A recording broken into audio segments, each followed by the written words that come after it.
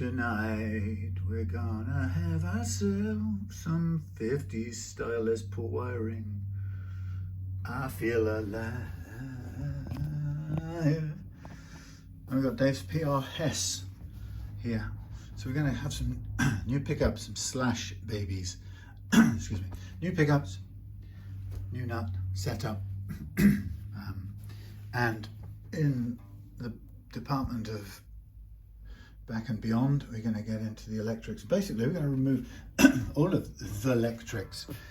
So I kind of thought, I was sort of tempted to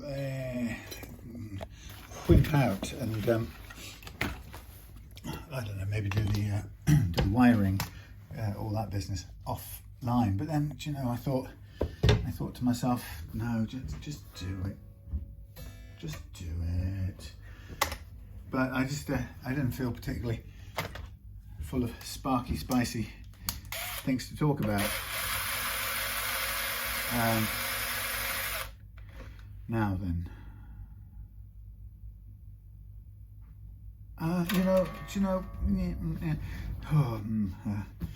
do that first. Saying do that first. Well, truthfully, I'm going to change the arrangement. Since we've got strings here, and since we've got strings locked on, ready to go, why don't we take care of the precision fret leveling part, so the setup part, and it's the wrong way around in this sequence, but maybe that'll feel good. And if I run out of batteries or whatever, then I'll just be condemned to you imagining what I was doing with the electronics. Now I'm just having a quick look here, see how they have done the finish. It doesn't run up the back of there, so we should be safe for a gentle tapping. He says, hopefully. There we go. Never know quite what this is. It has got a graphite-y look about it, but Dave wants a white one. Now this one doesn't, funnily enough, doesn't go as far. It's the only one I can find with the right spacing.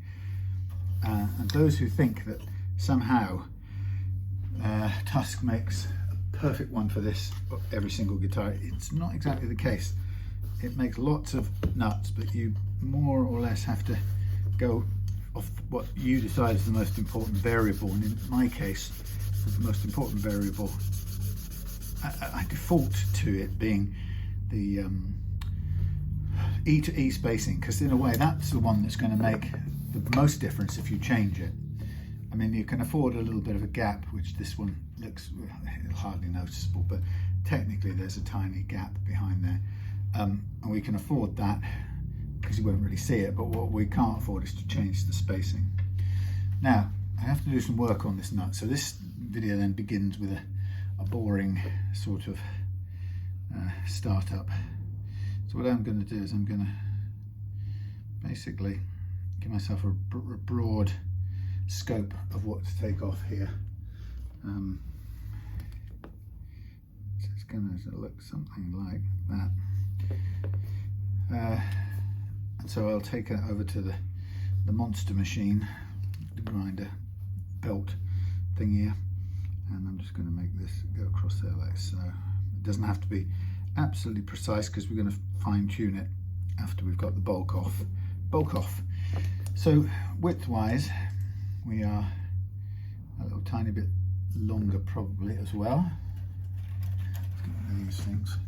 So this is in a way the fiddly bit, because we're going to get the setup part done, and the setup part is the precise part. The rest is, you know, going to be wiring and things like that. So I need to get rid of the glue on the surface of here and on the front edge of there, just so it's nice and square as it can be. And then we will take off the bulk of this material here, and then we'll measure it and hone our way down to a fine tune.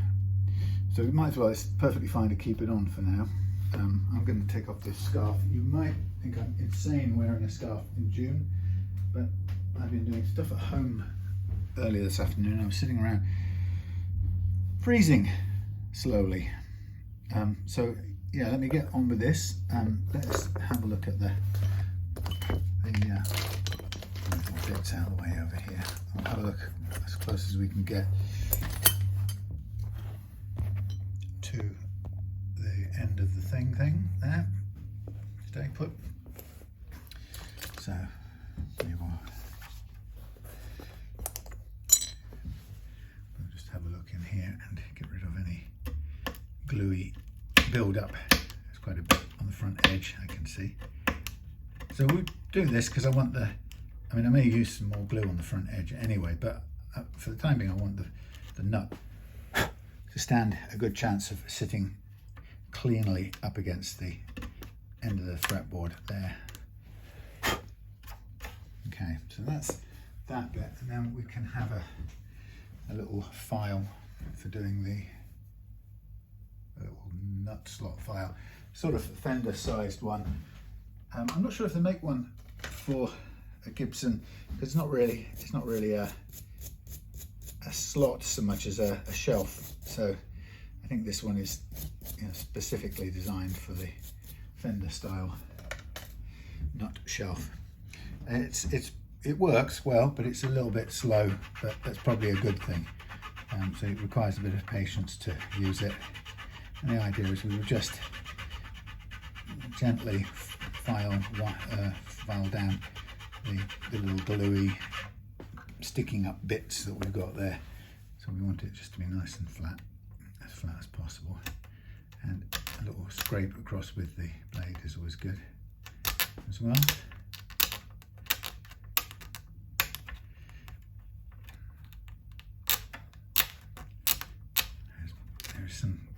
What's happened is that the glue has gone up inside the little cutouts in the bottom of the original nut. So there's little circular cutouts, and it's gone up there and formed little, I don't know, pillars of glue.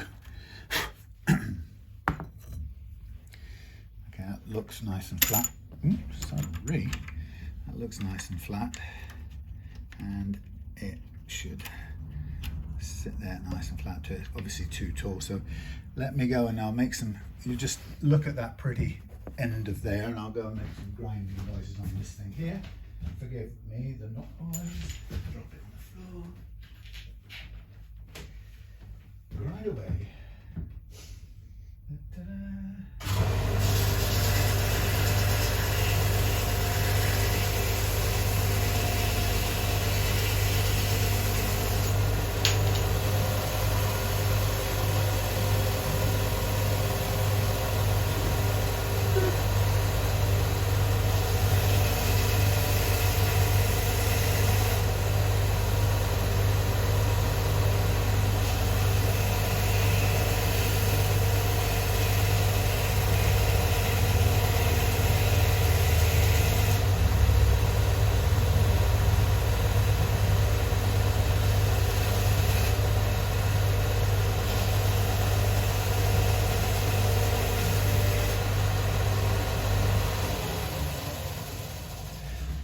So a bit of noisiness there. It's not square properly, but it's starting to head down to where we want it. So what I'll do is now get up the board of sanding, my most friendly board. Sorry about the terrible view.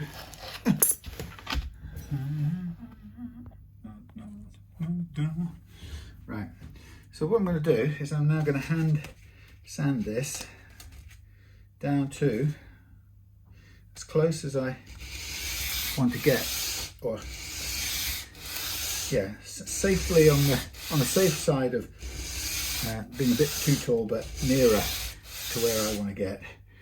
And then what I'll do is I'm going to do a sort of measure of the action we've got, and then calculate some more reduction. So I flattened it off there for a sec. Able to then drop that nicely on there. It's snugged up there very well. Okay, so this will give me obviously an ability to set the action here in a minute. So what we'll do is we'll kind of do the setting of the action part of things. Now, I don't have my PRS truss rod adjuster here, but I do have a replacement or an alternative what's it thingy to do it with. So what I'm looking to do with this is aiming. So this is a 16-inch radius nut as well, which I believe the PRS is 15.75 unless I'm mistaken. Could be wrong actually. Anyway, we'll make it work. If necessary, we'll work on the slots a little bit just to get them all to the same radius if we need to, if they're not already. But so what we'll do is we'll just get it under some tension, and now I can measure, get an idea of the height of the first and last fret action, and see where it's higher. So this actually could be this radius could be actually a little bit more rounded, so we may have to, we'll go from the tightest ones, which will be in the middle now, just to make sure we don't shortchange ourselves. So let's go to 60. Let's give us a 60 mil, 0.6, that's a 0.4. Let's get a 0.3 out as well. 0.3, 0.3. So let's have a look at the 0.6 to start with, way over. Let's go 1 mil.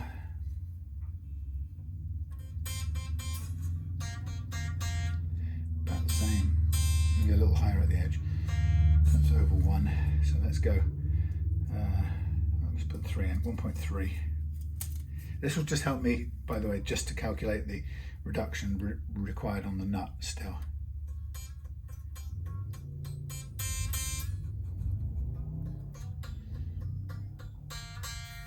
Okay, 1.3. Okay, I'm going to work it on 1.3. So it's 1.3. Let me just write it down. 1.3 gap, 1.3, and we really want to end up with 3. So it's minus 1 mil off the whole thing, and I'm going to do that both ends so they go down the same. Okay, so that's. Oh, let's just leave that for a second. Let's tune it up and let's find the correct. That thing.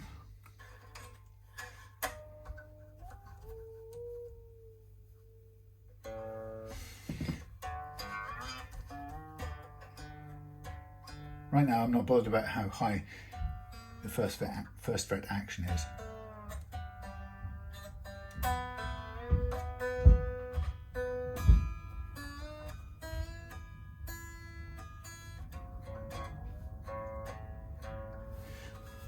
Let me see in here.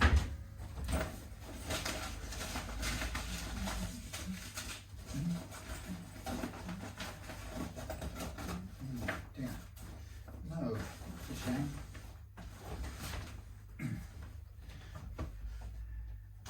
It's always a pain, isn't it, when a customer's guitar doesn't come with the correct thing. I'm going to try and find. I've got one kicking around. I just got to find which one it is. It ain't going to be that one because it ain't going to fit in.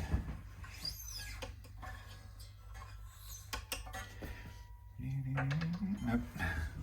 It's a narrow one somewhere. Now this is the kind of thing that gets really boring for you. So I've got to think where I will have put it. Will it be in my tailor kit?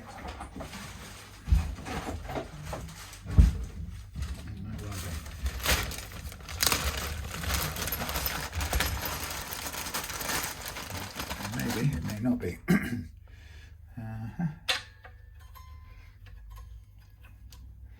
That's cool. I don't know. Get that out now. Joke. I will. What's on the back of here? Glue or something? Right, let's just gently help this out. Right. I don't know if this will be the one that works.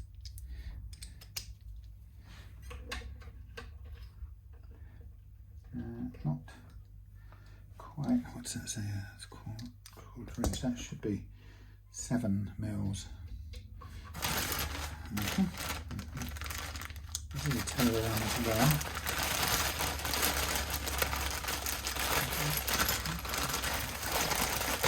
Never tell which one it is. It's the submarine here. That's an 8mm, but that's too wide, that won't fit. And I'm assuming I need this. I may not. I'm coming from the assumption it'd be nice to adjust it. This says tailor, but it may also be the right size.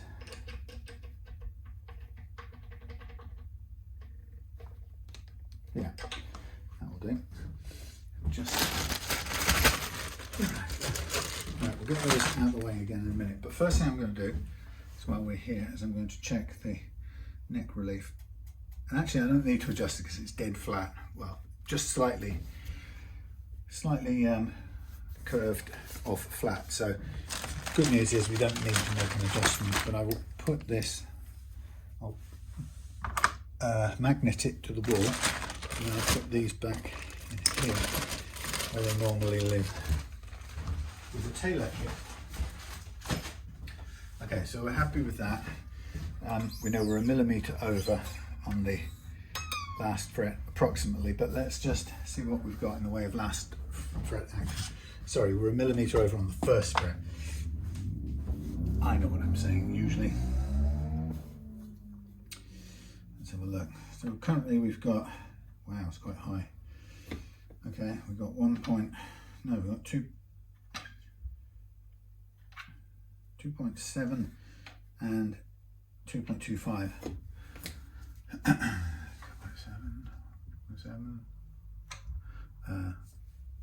Let's do it this way, 2.25 and 2.7. That's way higher than we'd want. So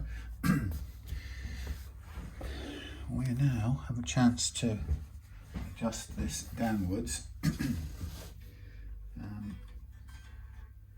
And this one is a locking one. Yes, it should be a locking one. So this is a little bit trickier to adjust. So we have to take some of the pressure off here. Sorry about the noise.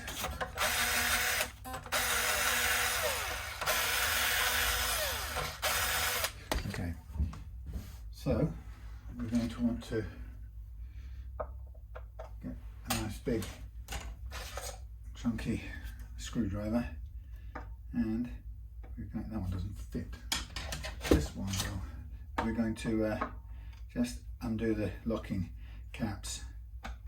Or is it locking caps? No, it's actually just a one piece. Okay, so this is just an adjuster. I'm thinking it was like a what do you call it? Tone Pros, which I've got on one of my guitars. It's just a well-made regular adjuster. So I could have had the tuners. I could have had the strings a little bit tighter. Better that they're a little bit under load now.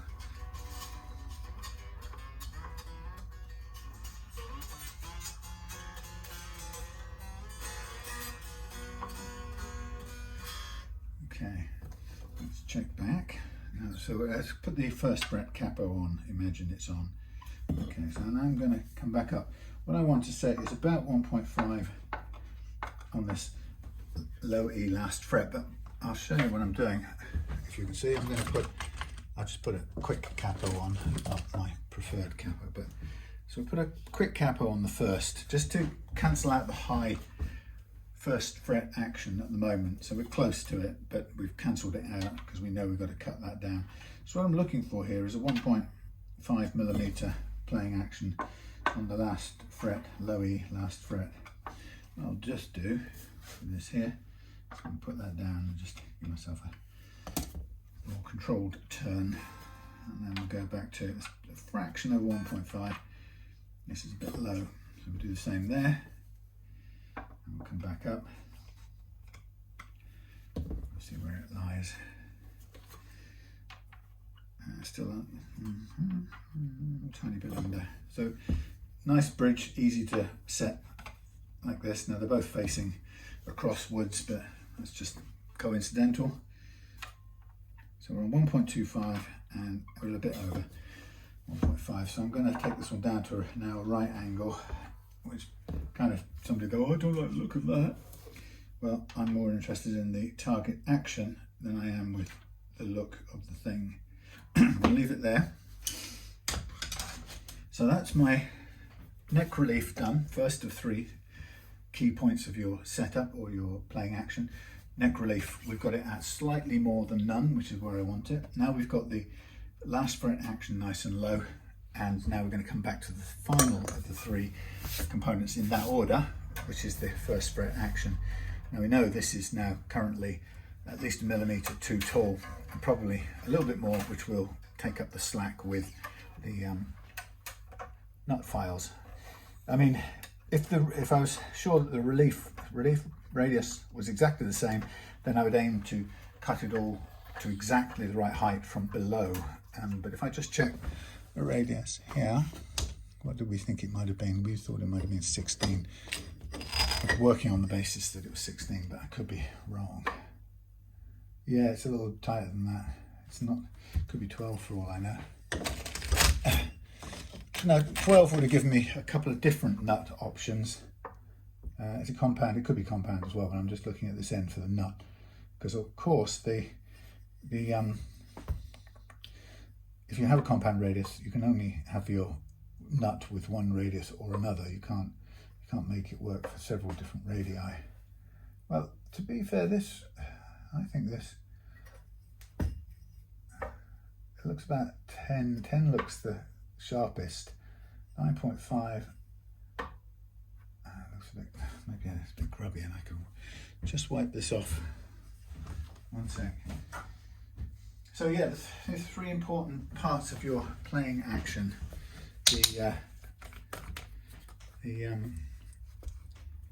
First, the neck relief, how much curvature is in your neck. And in this case, or in every case, I recommend you start off with a tiny bit more than none. And there's a kind of very simple logic for that, and that is so that you know you have some. You also know you're safely clear of having back bow, which is the state where the neck is humped. You don't want that at all. So you avoid that by having your neck relief set at slightly more than none. I can't help thinking that 10 is the natural home of this instrument, but that's fine.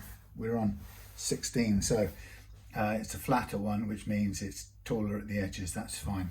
So we're working towards this. We're working off the center 2, and then we'll get. That's what I did. Measure the center 2, take off the amount we need, and then fine tune it with the nut files. Right. So what I'm going to do is I'm going to now hang this up for a second safely out of the way, and I'm going to get my standing board out again. And this time I'm going to calculate. I'm going to measure. I can make a little measurement of the existing nut as it stands. So I draw it, you don't need to see this, but I draw it on the board for my own peace of mind, and I take a measurement at the E slots. Now, on the low E, of course, it can fit in there, and so you just go, call that 7. Right, 7 currently, and then the high E has to just sit on the slot, but the caliper won't fit in there, but we'll just locate it on the slot. 7.57, so we'll call that 8.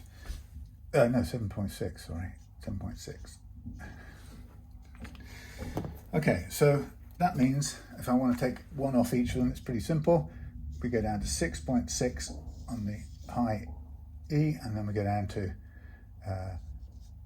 6 on the low E.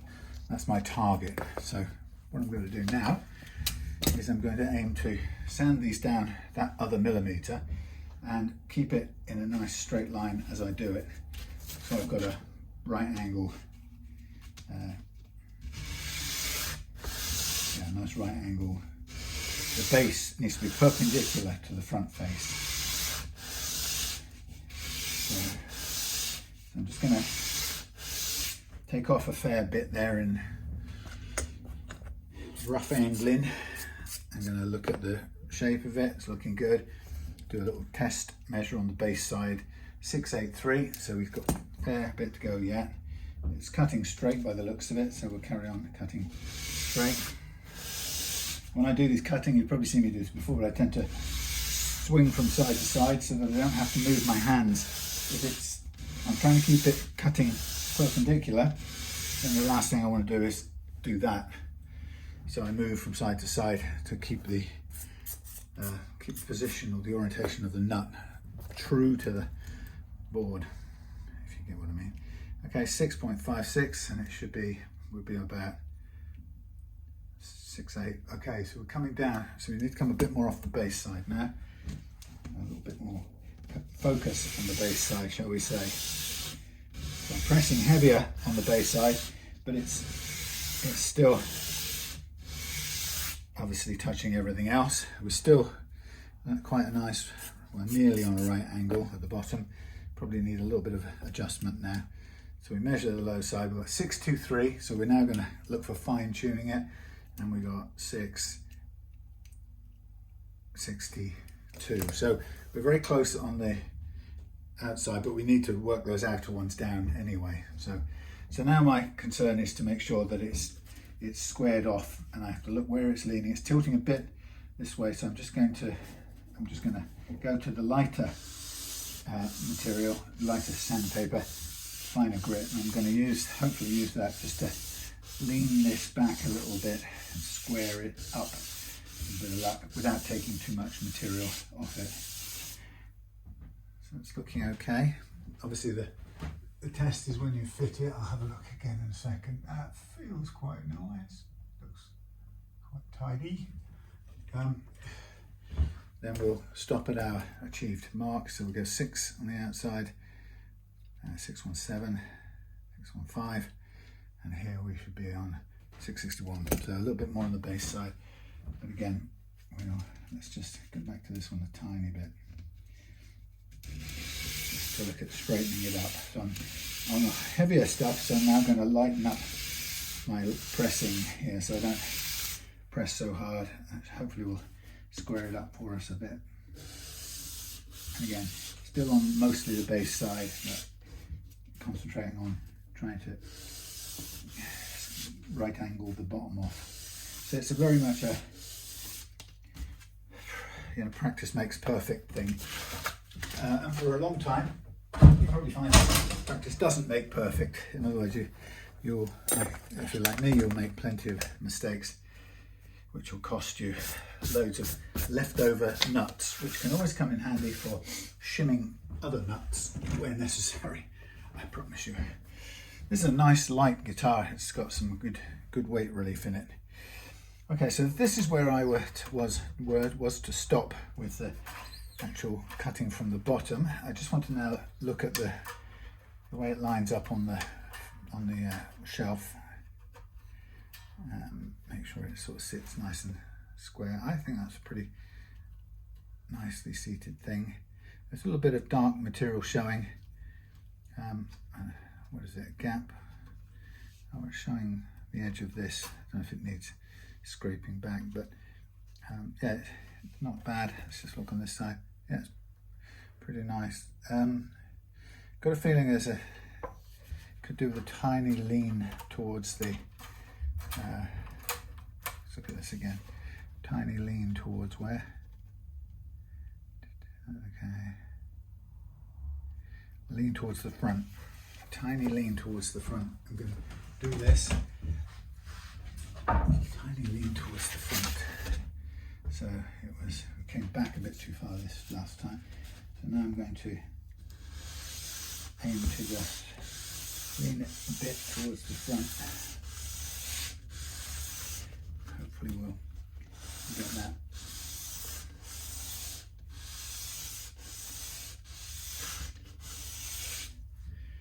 That looks about right. Okay, so you can tell I'm going very carefully because we're pretty much at the end of the the amount of scope for reduction, or we'll run out of material next. I think that's good. The most important thing is that the D and the G work first, and then we expect the outer ones to be higher. Okay, let's do these up.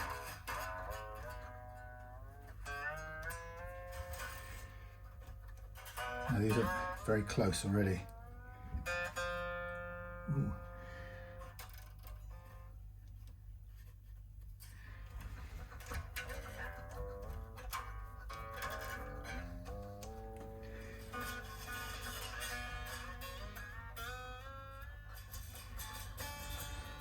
Now, the thing about this is if I, for example, were this to be a fraction too low, which is almost there on, funny enough, it's slightly different on the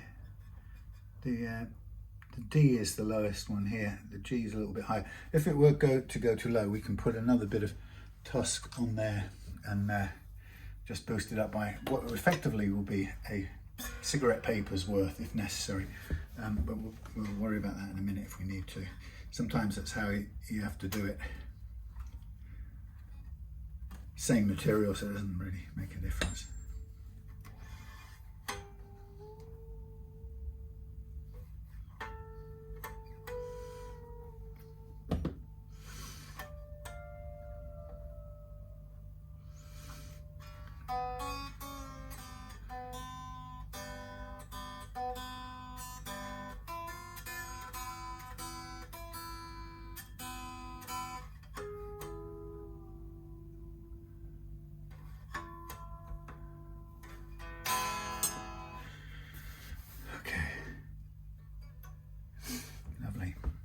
Interesting how that D is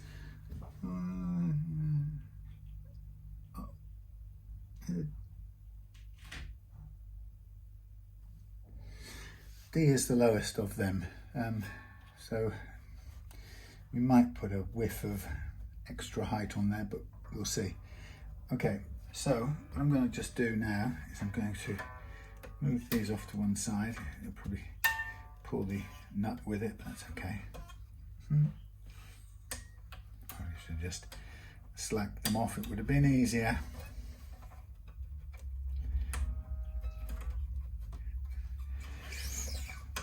Should have just slacked it off, lad. There you go. So I'm going to mark up the frets.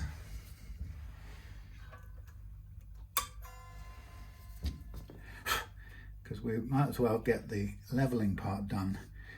Then we lose the strings and then we can get on with the electronics part. Now, this is why I should have just slacked it off. No, slack it off, I said.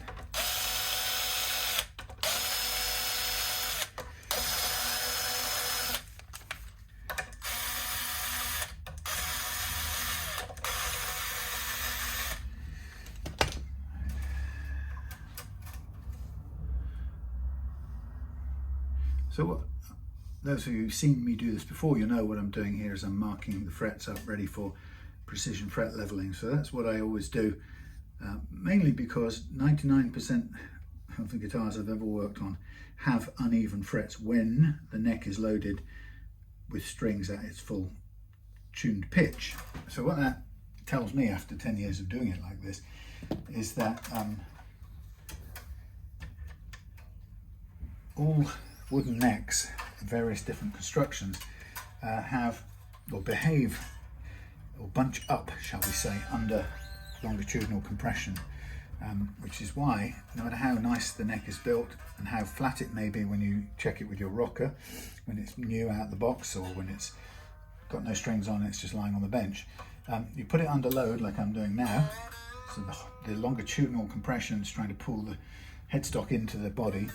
That causes the neck to bunch in a particular way, and it's a unique way really for every guitar, because it depends on the particular grain and structure of the neck and the wood on that guitar. So the interesting part is that it's never the same twice. You get some fairly common repetitions, but it's never exactly the same. So each one is different, but every one is slightly bunched under load, which means if we want the guitar to be level and play better, look at that.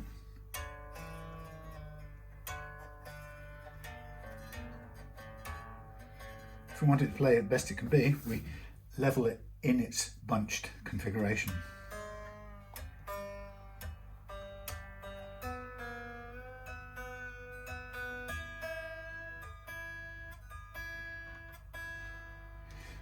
Okay, so what I'm going to do now is I'm going to get my nut files out and we're going to just tweak all of these slots to the same height, because they are slightly different because of that issue I mentioned before about the difference radius of the nut. Could have got it closer possibly, but I'm not sure. I'm not sure any of the nuts that I came up with. Do I have them here? Yeah, 6144 might have done it. Yeah, PQ 6144. That might have done it with a 12-inch radius, but it wasn't to be. So what I'm going to do is I'm just going to, we know that the G and the D are pretty low, and I'm just going to drop some pencil in there, and I'm going to basically widen each of them very slightly. And what you can see there, something like that. So here we have this one. I'm just going to, the aim will be to just widen this slot a little bit and make sure it's pointing downwards from the back. And the idea will then just to make sure it's wide enough all the way up to and including the front edge of the slot, which I'll probably just touch on there. With a bit of luck, that will take us down to our target, which in this case is going to be the same as the one before. So I'll get them all close, and then if necessary, we'll get them all to the same height, and then if necessary, what we'll do is we'll put a tiny shim, a boot on the bottom. So let's go, I think it might be as low as, not that direction. Some rain going off. 21, 20. Let's start with 20.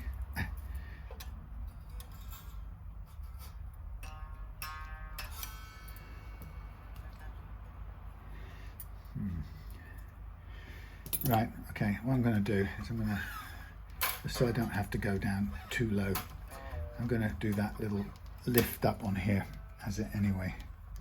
So we'll get that done first.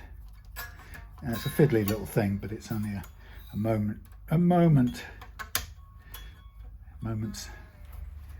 diversion to me anyway. I could stop the camera and suddenly you could come back and it would be done just like that, but that would be cheat eating. Now what I'm going to do is I'm going to take my little bit of replacement material. I'm just going to check that it's flat first. And to do that, I'll just gently sand it along here.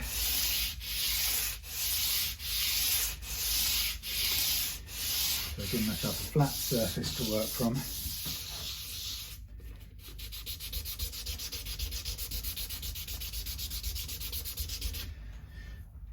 Like so. Most of the way flat. Let's have a look. Where can we go to? It's got a little bit more to go. Let's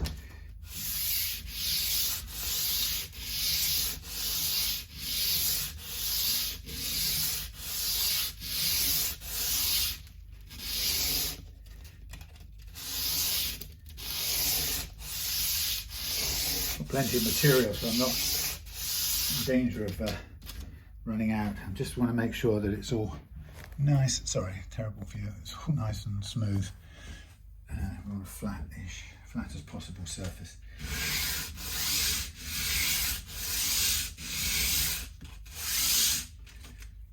Okay, which is the flat side, which now isn't. So look up at the light. That looks pretty good actually. On this side, over the smooth bit.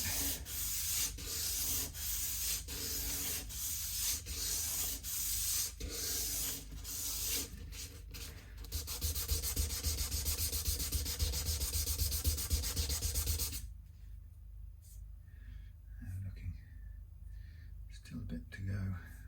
A dimple on that side. Just keep trying.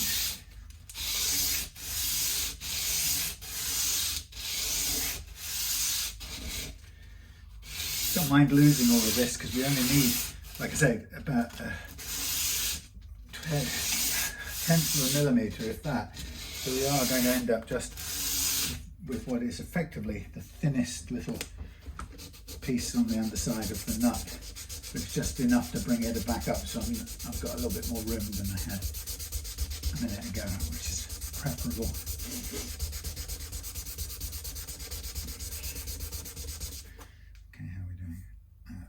nice grippy surface. Right, so what we're going to do is we're going to find the glue. It's over there. Find the glue, cut off the tip, make sure it comes through. Get some fastener, hardener thinger. Get our nut. Stay there. Now what I'm going to do is just put that on there for a second, and then I'm going to want to press down. Yes, the smooth side. Right, press down on there. So I'm just going to load this up with some glue. More than less, more than, rather too much than too little. And I'm going to load this onto here like so, and pull it close to the front edge and get my fingers unstuck from each other. Right, so a bit of the old thingy, accelerator.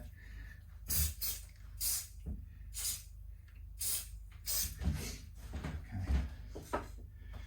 So we've got an extra big chunk of material, relatively big chunk. Managed to pull off some of my finger, I think. I think it's where I jammed it in a machine yesterday. Oh well. Accident prones. Right, so now I'm going to basically, I'm going to grind this off carefully and then bring it back to hand finishing in a second, and then we've got about 2/3 of a mil to get rid of. So bear with me, if you would.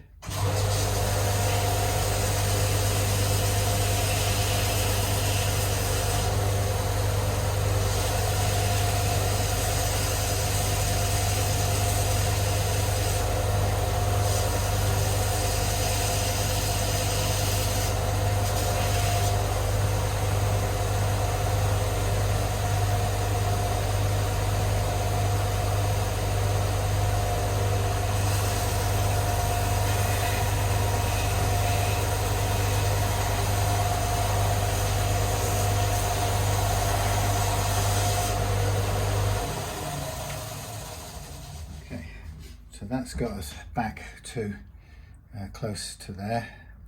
Oh, it's typical, it's just a little undercut on that edge. It's gone a little bit sideways. Curses! That needed the tiniest of movements to the side. No, you can't really do it. That one's just going to have to be a fraction under.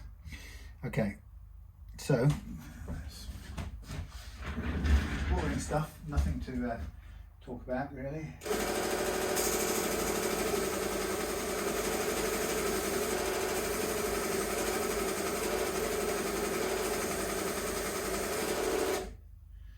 Nice and smooth there.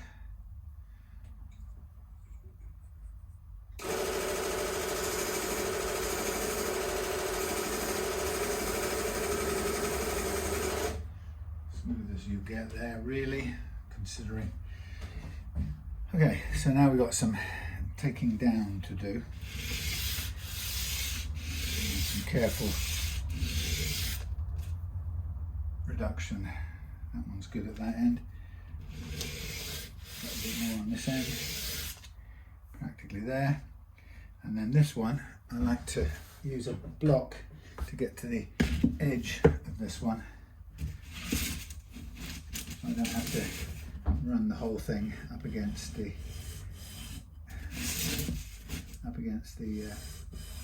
material. I'm just trying to get rid of this excess bit first, and then I can risk running it along its edge without worrying too much.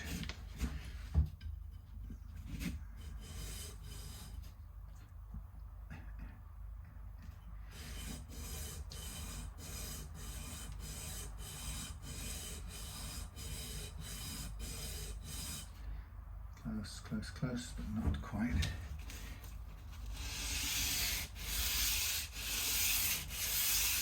Very light touch now, just to flatten it off, square it off flat, pressing mostly on the end that's got a bit of the overhang still. We should be very close there, and then onto the ultra fine stuff. Maybe we can get it down to flush with the front edge as before. It's very, very close. So I've hardly touched the actual nut itself. So we're just getting down to now to the minimum on both sides.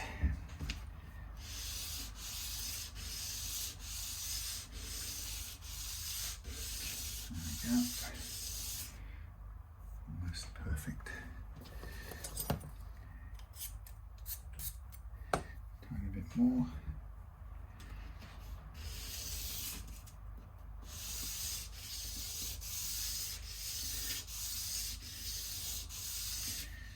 Well, apparently it's going to be all sunny at the weekend, which will be a bit overdue since it's be near the end of June, nearly. No, 2/3 of the way through June, and we've had pretty coldish weather for the last few weeks. Okay, that's nice and flush at the back. We're very close at the front edge.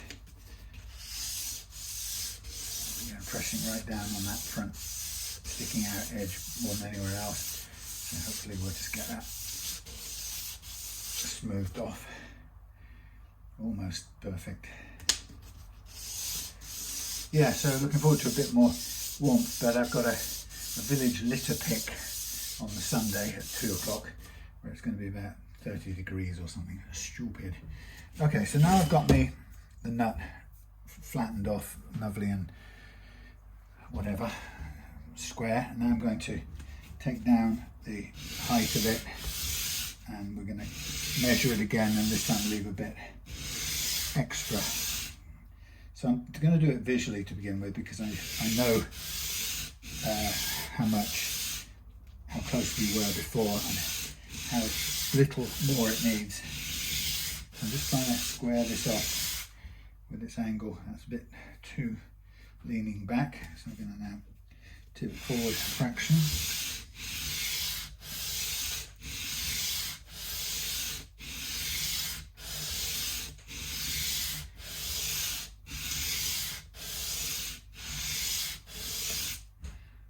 Okay, so I'm coming closer. So yeah, a little bit of extra time spent, but the point is to get it exactly where I want it to be. So that's nice and square. Let's see if we can retain that whilst heading down closer to the correct height.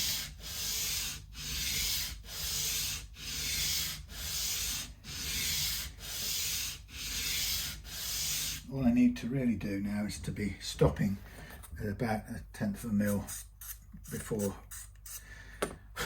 we meet the original material. We can stop now, but it just means we have to cut further down with the files, nut files. So I'm going to tilt forward a tiny fraction.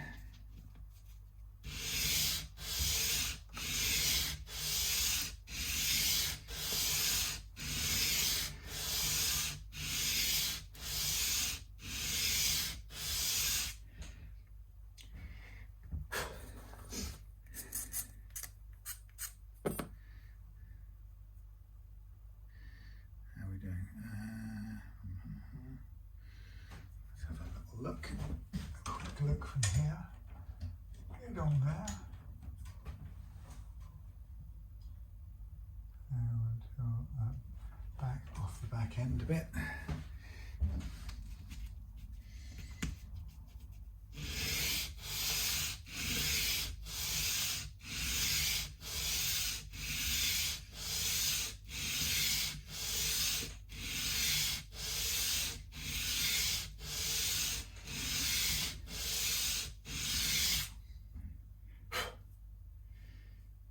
Close to the 1/10 of the mil. Okay, now I've got to be very careful now. It's always the way. Get very near where you want to get, and then you've got to be more careful. We don't want to go this way, we want to lean that way now.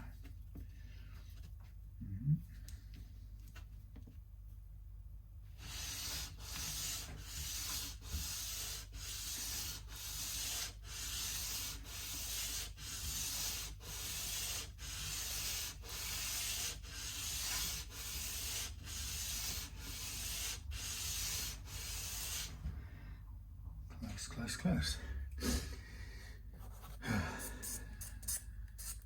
Okay, we are close now. We just need to get a bit flatter on the bottom. What I could do with is a piece of fresh material. Just a little piece of fresh material. Something like that.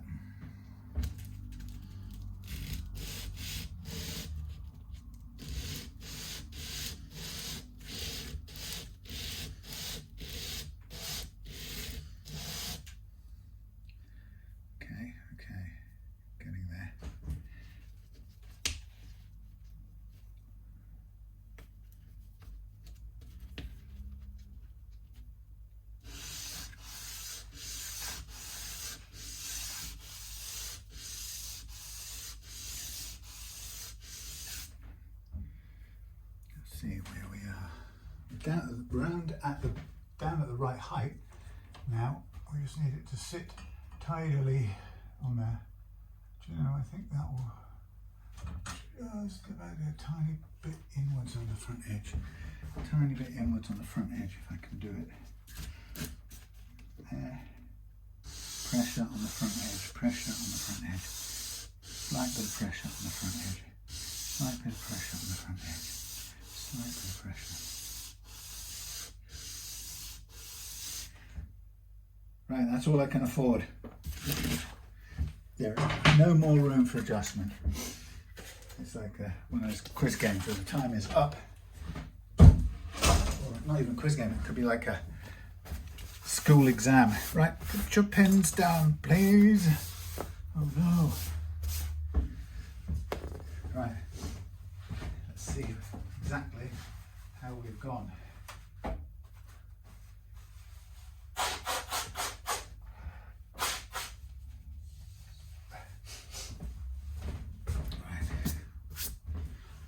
So now we'll get there. Well, we promise you we'll get there. Let's put this in here. Okay, now so we've got retained regained height. Ow. That's fine. We'll take that down with the mixture of the. How's that sitting? That's sitting nicely. Okay, so sorry, I've been distracted all this time. Now I want to do the G outwards, so let's start with the G outwards. Everything else is the same as it was before. Let's aim at 4 to begin with, because I might do a tiny sand on the bottom of that again afterwards, but we'll see. Quite a bit higher. So let's now work this one to the 0.4.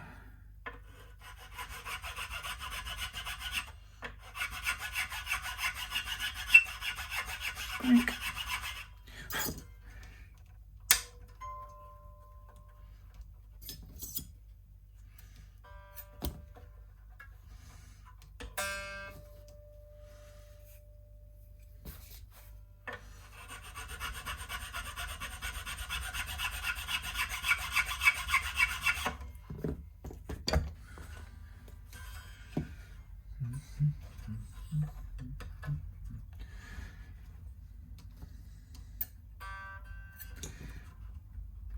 Not the easiest thing to cut in the world, slots, even depending on, regardless of the files that you may or may not have, because there's all kinds of files you can get, and my experience is that some of them are really poor, even some of the expensive ones. Some of the expensive ones are too feeble and they bend too easily. Others, these are I find the best that I've come across for longevity.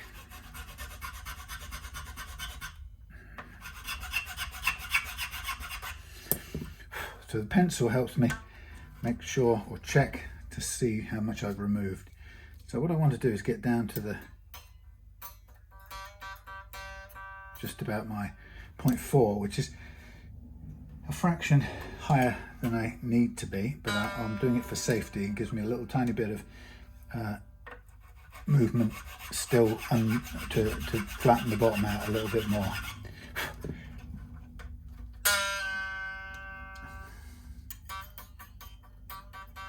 Very close. Now we'll go to the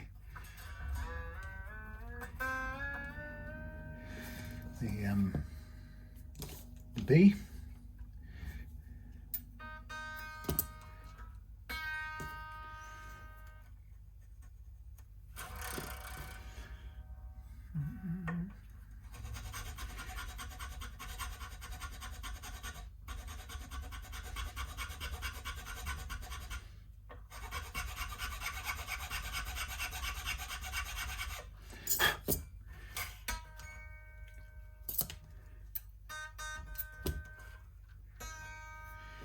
So it's quite a slow, careful process, but it pays off in the end. What I did notice over the years is that there are very few drop-in nuts that will give you exactly what you want without the need to do some adjustment like this. So you really do have to be prepared to adjust.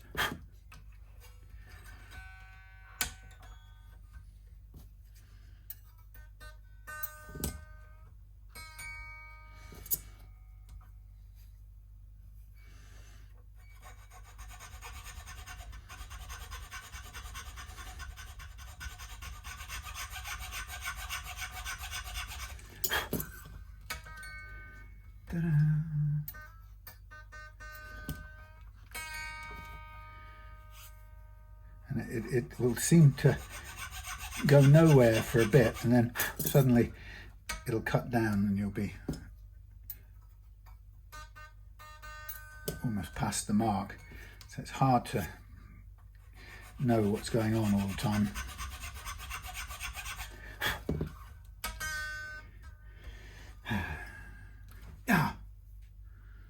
Spiked by the string sticking out there. I do hate that.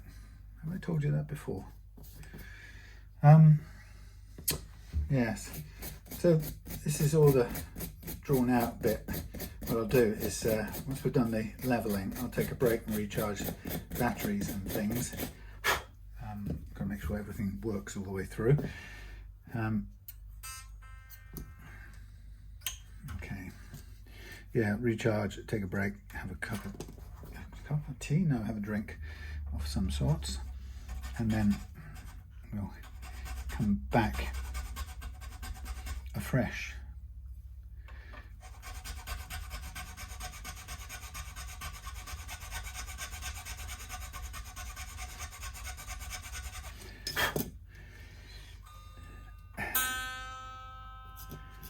Quite a long way to go.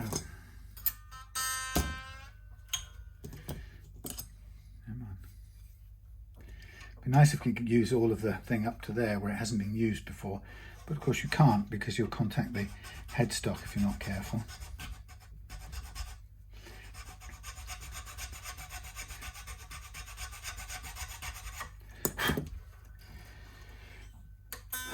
And the thing about doing this off camera is you don't feel so rushed. When you're doing it here, I'm conscious of people going, God, how long is it going to take? Well, truth is, it takes as long as it takes.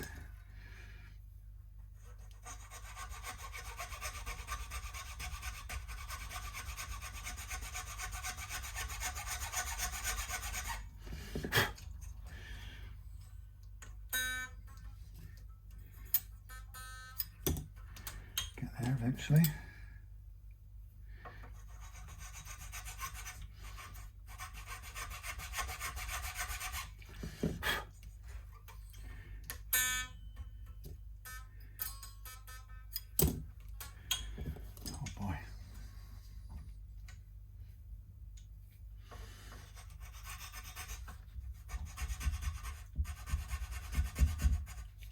dunk, dunk.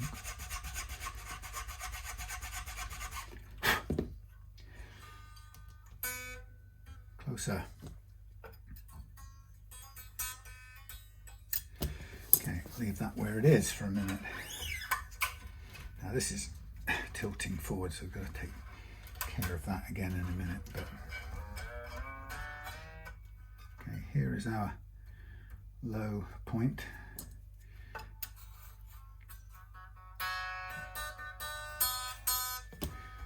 This one might just about be right. I think it is.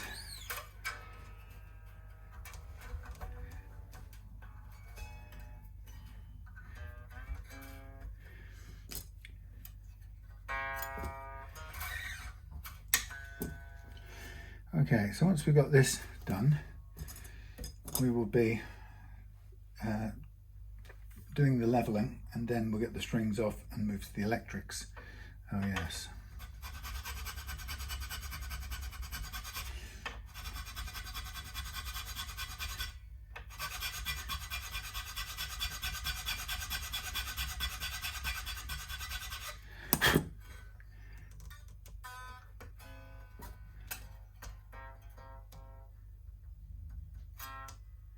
Close, close, close.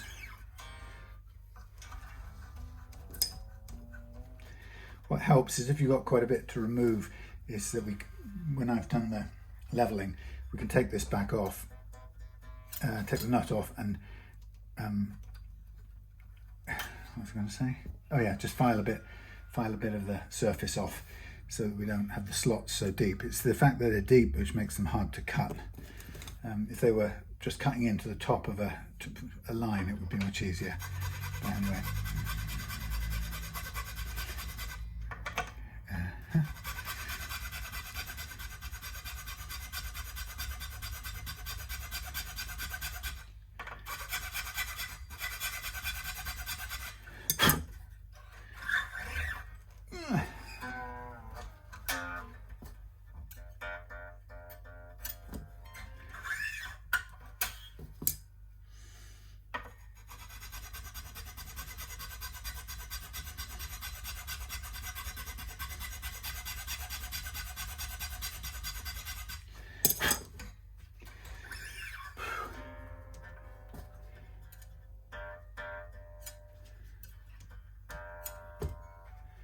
So there is no quick way, I'm afraid, of doing this.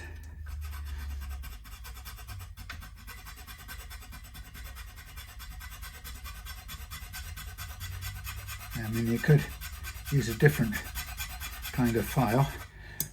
Some people use different saws, whatever will cut through. Okay, I'm going to hold that there for now, and what I'm going to do is I'm going to tune up, we'll do the leveling, and then we'll come back and change the nut, and we'll tweak it again afterwards.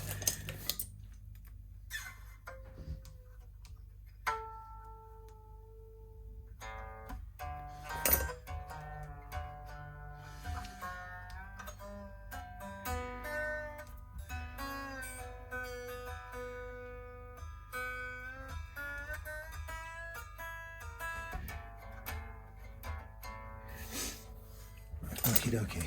Right, this will do for now.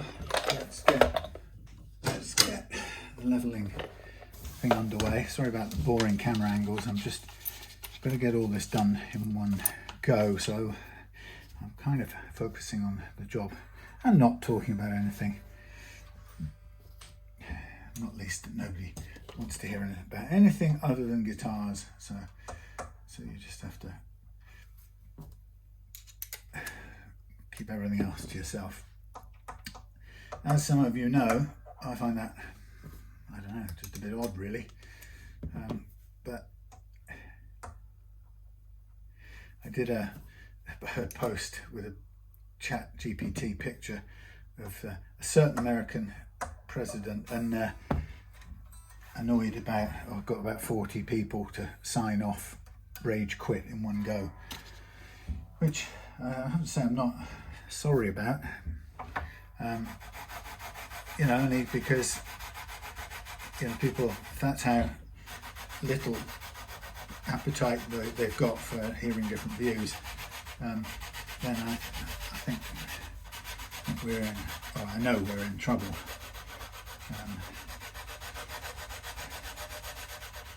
You know, and without talking about anyone's, you know, presidential or governmental cabinet in particular, it is, as a former teacher, just out of interest, high, lowish, okay-ish, low at the end, high around about here. So a couple of high spots, nothing major, which means it's a pretty good quality neck.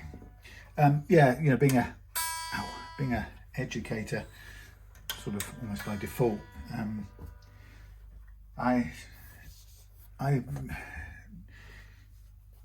bemoan, I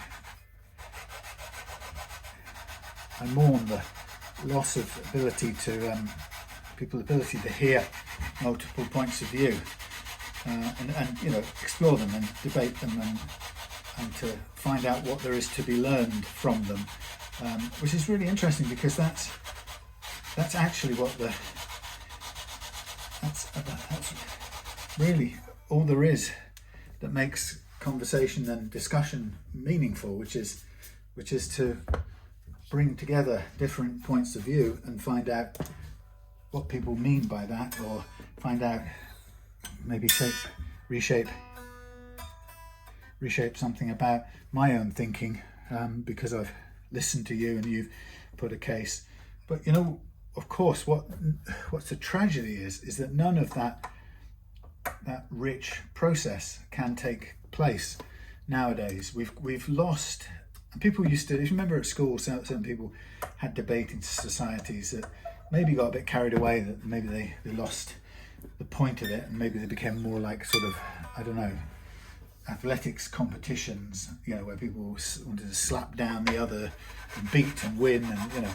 But in their original kind of incarnation, they were about developing the mind and the critical abilities and the ability to truly hear what another person or your antagonist was saying in the debate, and to, you know, do what you know, the prosecution in court case, or in a legal situation does, which is to find ways to test or get underneath your theory, your story about what's happening and why. And you know, that used to be understood as the most important point of debating, the most important critical skill.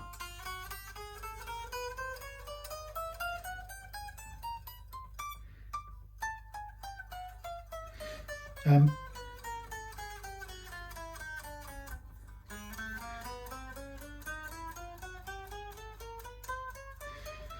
that is completely missing now, and I sort of just realised it this weekend, because I've been thinking about these things a lot, you know, with the news, and everybody is saying we've got to, you know, why is politics so negative the way it is? Why are people so, you know, combative, and why this, and why are we in such trouble with that, and why is the world going to hell, regardless of whether you're in the American West or the European Middle or the far Russian East or whatever. Everything seems to just be going to absolutely junk, and to me it's just all down to this one thing that, well, you know, this thing that we can't do anymore, which is, or more or less can't do, or a lot of people can no longer do, and that is to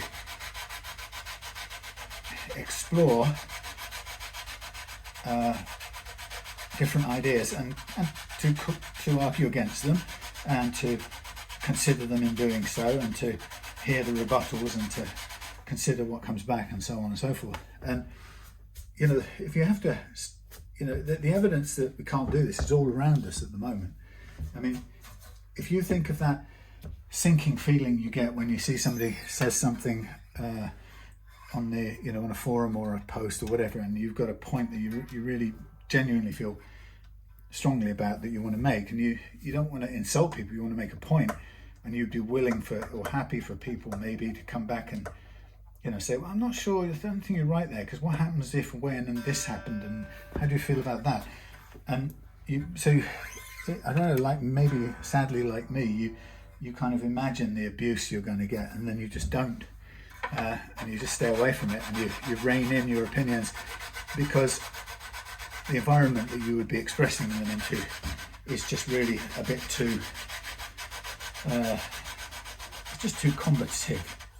It's like the whole world out there is waiting, maybe fully paid by the Russians or the whoever's, to spread confusing information, to dilute realities and cause all kinds of arguments, even without putting forward another point of view, all of that stuff. But if you're like me, you kind of imagine that, and then you just don't bother. And it's a bit like this with my videos, I don't think I'm going to talk about any particular real life situations anymore, regarding politics, but I don't mind talking about education in the general, or thinking or whatever like this, but it's too miserable. I've got just too depressed, putting out a point of view and then just having a wall of almost psychotic hate coming back, and I get it that people on a different side of the argument will swear that's what they get all day long when they put out their point of view, and so on and so forth. So I'm not even bothering to care about who's right or wrong. I think our first evident symptom of the problem that we can't deny is our inability anymore to go and have that kind of open discussion anymore, where the diversity of ideas is wholeheartedly welcome. And I'm afraid the old what was it called? Thingy, Speaker's Corner in Hyde Park. That used to be, the idea of it was that it was something like that, that people would express a point of view, and then everybody would sort of debate it, or there would be two people debating it within a certain kind of expected behavioural rules. And it's no longer that. All you need to know about the disappearance of our ability to discourse is go along to Speaker's Corner, or just watch it on the live stream or whatever, any day of the week. I don't know how many days a week it is, but just go along and see it, and it's it's not at all civilized. There's you wouldn't find in there sorry, dust. You wouldn't find in there any any appetite for sharing ideas. It just isn't. It's not visible. You would think that this is the purpose of it is a prelude to a fist fight or a weapons-based war. There literally is no civilized, academic, critical thinking type purpose to it anymore, and I think that's what bothers me the most. I think that I don't really care, which politician's getting it wronger than any other politician, other than to say that isn't it the case that pretty much they all get it wrong as soon as they get into power, and then according to everyone else they get it wrong. They're hopeless and they need to get thrown out and the next lot put in, and so on and so forth. So I don't really see any fundamental differences that make any difference. So I think the problem we've got more than anything else is the inability to do the discussing at all. I think that's our biggest challenge, and I know that because that's what I experience every day, and I no longer have, including on this guitars videos, I just no longer have conversations about important matters that I know about which I know some people will get extremely angry straight away. You know, and that's the, by the way, that is the obvious telltale sign. And I got somebody commenting on a I really loved guitars video late last night or early this morning. And to be fair, you know, they did their very best to share their opinion in at least a kind of spirit of politeness. But even that wasn't open. It wasn't a genuinely discursive approach. It was, you know, it still came from you know, I'm not here to find out anything. I'm here to tell you basically how wrong you are, and that's what's happened. And actually, when I was a teacher at universities, sadly, tragically, that's what I noticed, that the students, quite understandably, I'm not knocking them for it, but the students were coming to university to be told how good they were. And by that I don't mean you don't ever praise somebody, or you don't spend your whole time knocking people down, whatever. But to part of what I wanted to do all the time, or I did do, was to get them to question how it would work for them in terms of learning and developing themselves if we acquiesced with that and went along with it and gave them you know, everything they wanted to hear. You know, told them exactly what they wanted to hear, nothing else. So in other words, praise them more than anything else. And I just think that was such a natural tendency to want to do that. You know, of course, we part of us, our delicate ego wants to kick off by being praised, you know, or wants to be praised. We want to be validated and told we're good and we're valid and so on. And nice. But I tried to get the youth to understand that, you know, with ideas, in a way, the last thing they really should want is to be right. And of course, it's tempting to want to be right about, you know, you've got a theory about something, and you want your theory to be proved right. It's sort of very understandable and very natural. But if that's your starting point, if that's your principal concern in doing what you're doing, then really you're going to be challenged all the way through your scientific or your intellectual career, because you're not going to be told you're right all the time, for starters. And actually, if you were told you were right all the time, because somebody, let's say, gave in and told you that, or you know, let's say you were right all the time, it would just mean that you had nothing to learn, which would be a pretty tragic situation, especially, you know, if you're paying nowadays hundreds of thousands of quid to get there. So unfortunately, when I was last in education, I saw that willingness to learn quite naturally. A lot of youngsters wanted to skip out of it, which I totally understood. You know, who wants left your own devices? Who really wants the tough assault course when you can nip off and saunter around the easy way? So I don't blame them. My tendency would do the same. But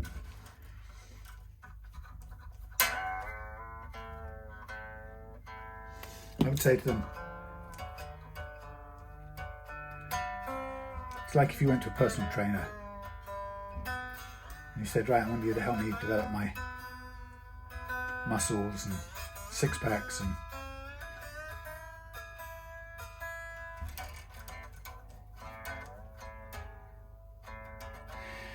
and then if they then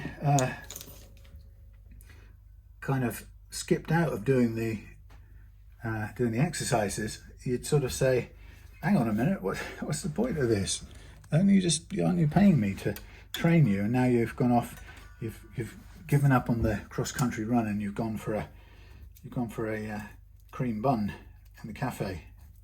I mean, well, I totally understand why you would, but anyway, so yeah, it's very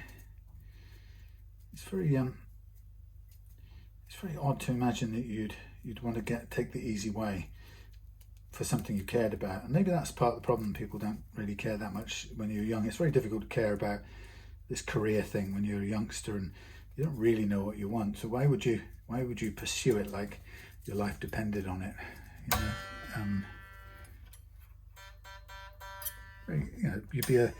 You'd be a rarity, I think, if you did. But just because that's the case, it doesn't mean that we shouldn't help them. If students in our charge, it's not as if we shouldn't help them set a higher aspiration and aim for it. So that's what I used to like to do. But throughout those years, I realised that what was changing was this idea about argument and debate, and people kind of lost the belief or the faith that the process of debate wasn't about winning. It was about learning, and if you're really being sophisticated, it was about testing your own argument, so that should it be eventually proven the best argument or explanation for something, then you knew it was a strong, robust argument. That was your prize, that you had up till now the most robust explanation or case to explain the phenomenon you were exploring. So to me, that was what it was always about, and that's why I used to make it my business to challenge the students to watch out for wanting to be right or to win in argument or debate, and instead to look and see what else could they develop by being good at arguing and putting a strong case. So you took your mind off being right and perhaps thought more about learning as much as possible. But then that's kind of gone through only a short number of years now, maybe 20 years at most now, and we were in a situation where the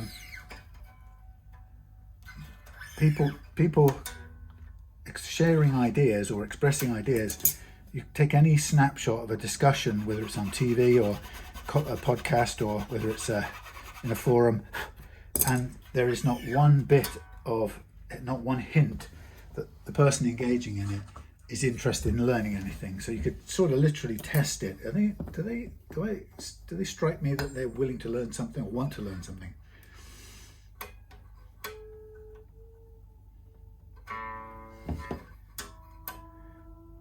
And the answer is usually no. Always no these days.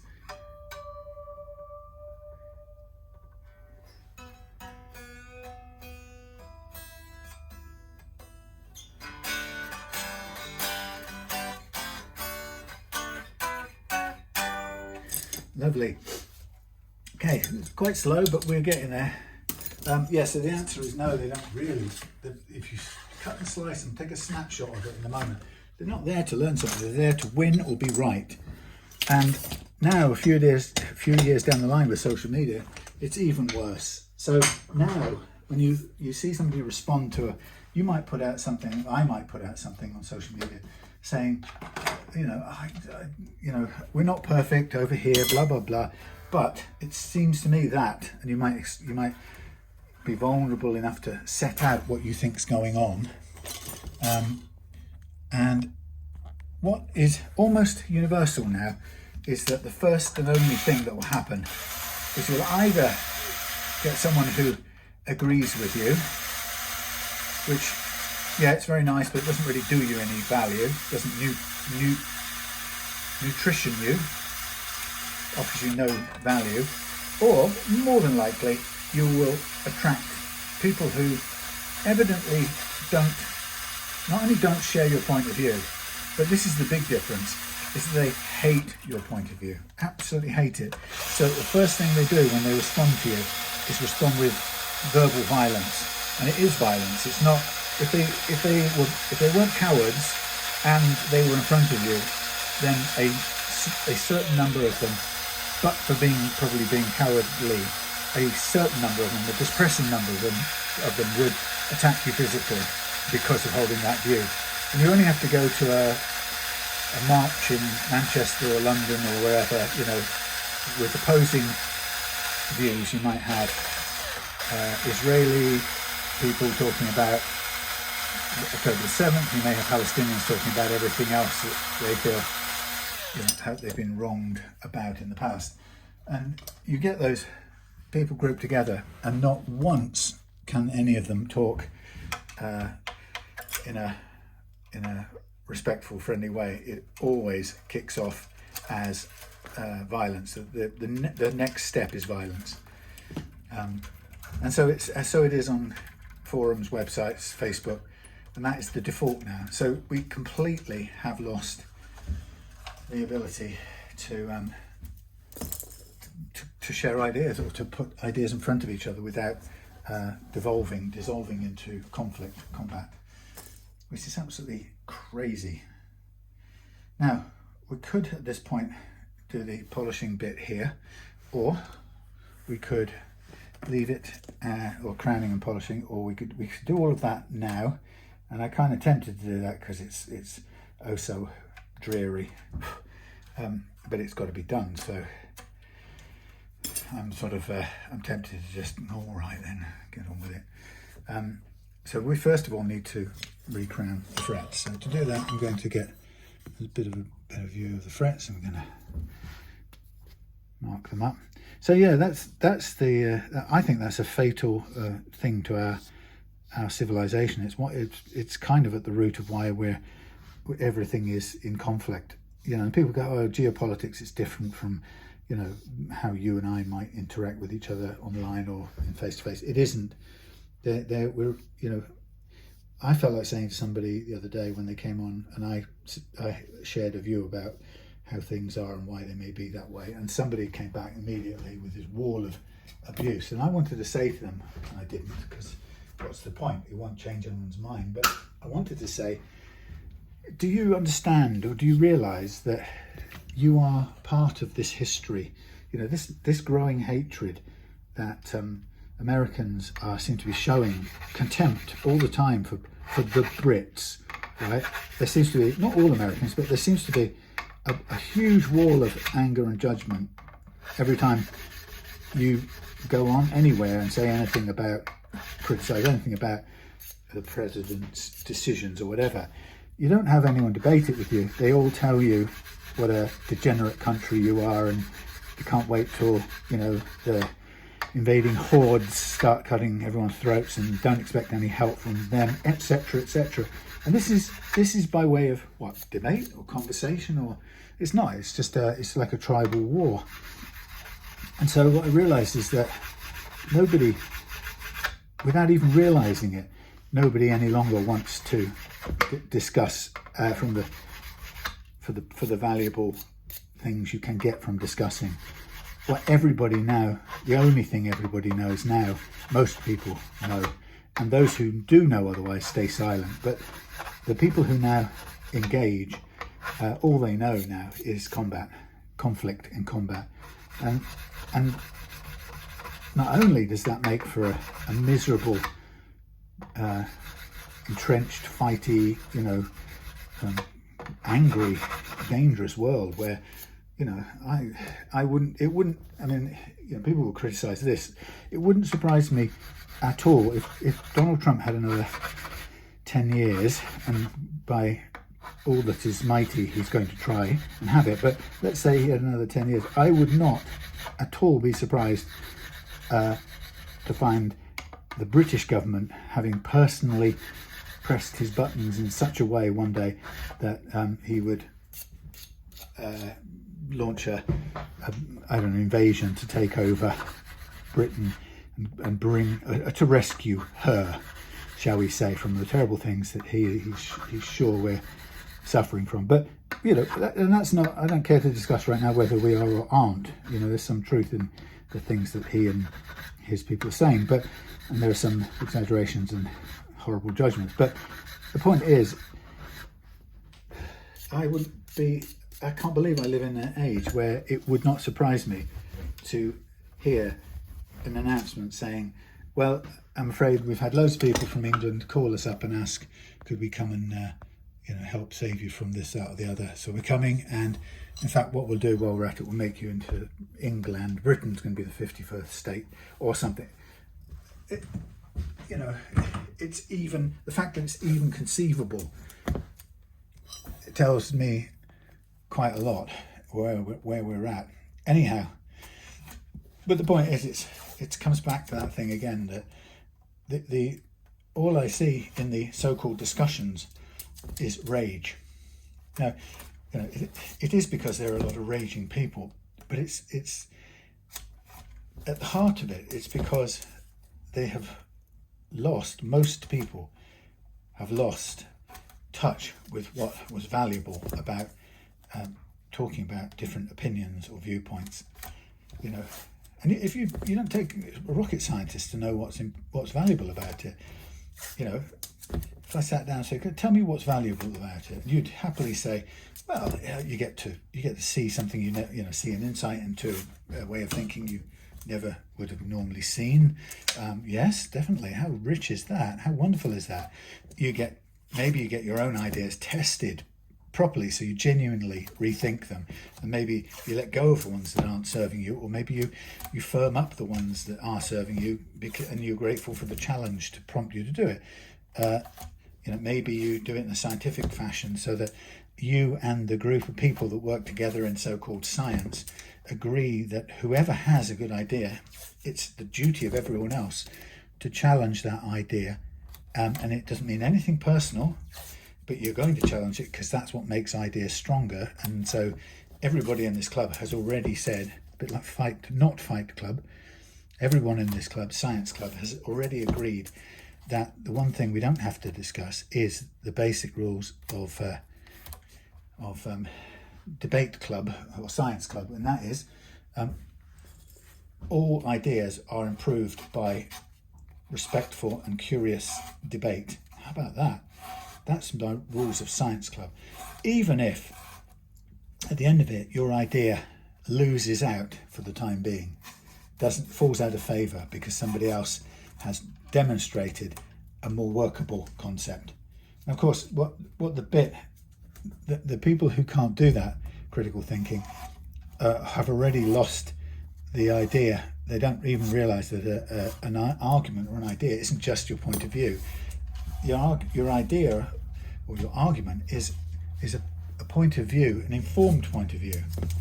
It's a hypothesis about something that you have tested, and you can repeat the test to show people how strong that hypothesis is. So you say, I believe that humans will only be able to fly when we emulate birds' feathers, and so you go and test it, and it works for a bit, and a couple of the models you've made actually work like gliders, and so people go, oh yes, he's onto something here, let's cover all aviators with feathers, and so on and so forth. And then eventually, there's an Icarus story, or Daedalus goes up too close to the sun, and the sun melts the feathers, and down he comes to his death, blah blah blah. But the point is, in Science Club, you would want your fellow club members to ruthlessly test your hypothesis and your evidence that you claim for it, because in them doing it, they're going to contribute to you surviving longer in your further research, because nobody else is going to put on your suit of, what was that man in Paris in 1850 something who climbed up the Eiffel Tower, and he put on his rescue parachute that he developed. Was a kind of coat, a big duffel coaty thing that with lots of air pockets, and anyway, he sort of got himself all dressed up, ready for it, and stepped off the Eiffel Tower, first level or something, and there's a classic, really grim old piece of black and white film of him doing that, and then hurtling down to a very dusty thump at the bottom, and that's the end of his research and scientific career. So the idea is that he would have benefited from some friends who not only gave him some very honest feedback or tested his ideas very robustly in order to save his life or stop him from squandering his life, but also even if he didn't value his life, he would himself, which it didn't look like he did, but he would still also want his ideas to be tested, if not to save him and prevent him from killing himself, but then presumably so that the idea worked better for somebody else who might benefit from it in the future. So it didn't have to be selfishness, self-interest. But anyway, he didn't have those people. Actually, there were people who tried to talk him out of it, but his hubris and arrogance was too great, and he stepped off, and that was the end of him. Poor fella. But yeah, that's an extreme example, but that's an illustration of why Science Club, and I'd like to think that's more like Reality Club, but Science Club has a standing agreement to test people's hypotheses about the way things are and how things work, and why? Because they share a common understanding that if you do that, then your explanation for something is going to be more workable and closer to what we call truth. And I know a lot of people get all freaked out about that, and they say there's no such thing as truth. And well, what there is a workable, the nearest workable explanation for something can be considered a working truth. But it's not just, it doesn't mean everybody's hodgepodge mad idea. If you have an idea and you want it to be considered up there with the good, credible explanations for how the world and its phenomena work, then you do it through that method of, you follow the rules and have it tested through, rigorously tested through experimentation.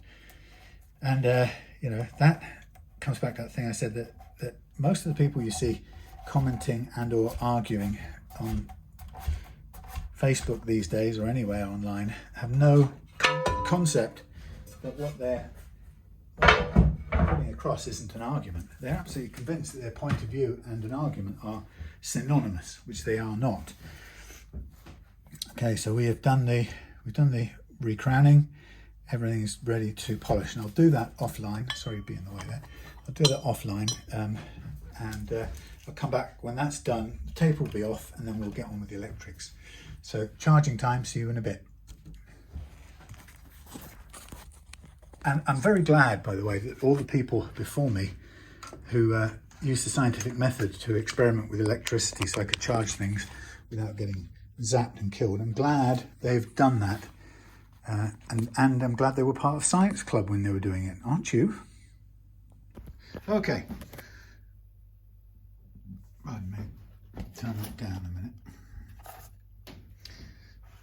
Okay, so we've got frets all done, nut in, and now we're lined up ready for the electronics.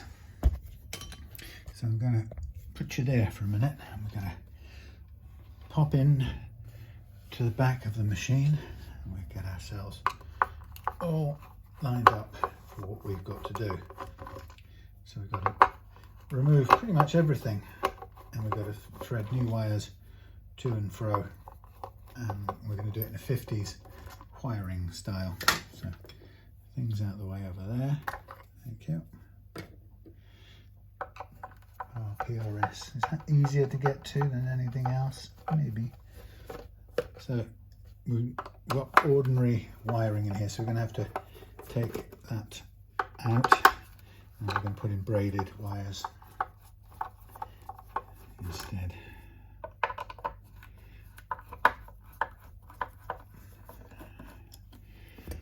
Okay, so the original stuff neatly done.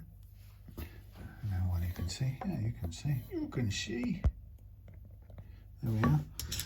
I guess we'll do some snipping of this first of all, and I think pretty much everything's going to come out, so we aren't going to be left with anything in here. So, okay, so this is different. Yeah, this is a different arrangement, isn't it? So here on this, it looks like we've got volume, volume, tone, tone, but we're going to go, there's Paul, which is going to be volume, volume, tone, tone. You see that? We are going. It originally went, oh God, so originally on the PRS, it goes volume, volume, tone, tone, neck volume, neck tone, bridge volume, bridge tone. Here we're going to go bridge volume, neck volume, bridge volume, neck tone, bridge tone. So the tones are back this way. Right, okay. So first of all, we'll get these little, not little, but we'll get these pots out and ready to go.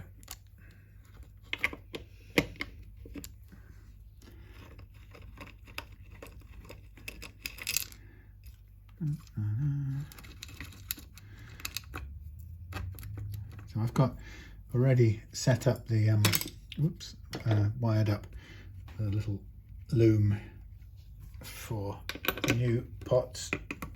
The idea being get as much done outside as possible. I don't have any single core wire, so what I've used is some old braided wire to do the job of grounding the pots together.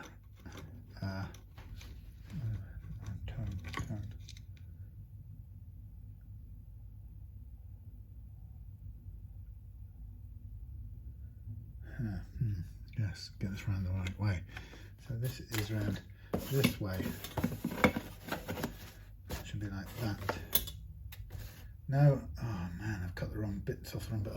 Hold on. Start again. Bear with me. Okay, back on in the right order. Sorry, just making that. Turn that round. So that's going to go up there. That's neck volume up there. Right, yeah, that's per that diagram over there. I just got my grounding wire in a different place, but it doesn't matter.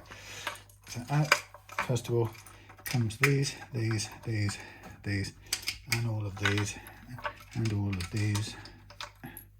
Spares, leftovers. Okay, so the reality is we're going to have to get everything out, right, including the pickups and everything. So here are the pickups, and these are 5-wire pickups. So we're taking those out now. So, because it's all going to be different, so I'm not keeping anything at all.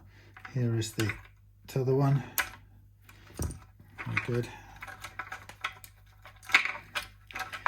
There's that one not coming off. Thank you.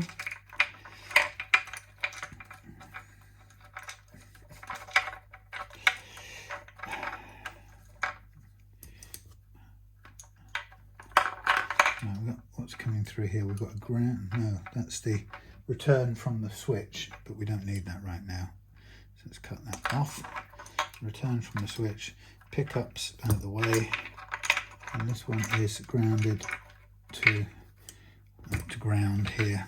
I think we're going to just get rid of that.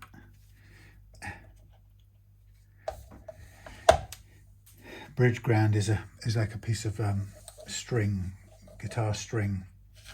It's all very cool. It's workable, but it's not very easy to manipulate when you're doing the hookup.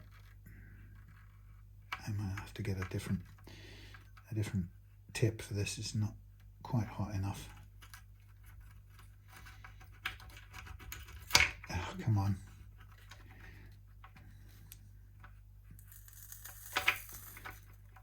Bubbling and squeaking.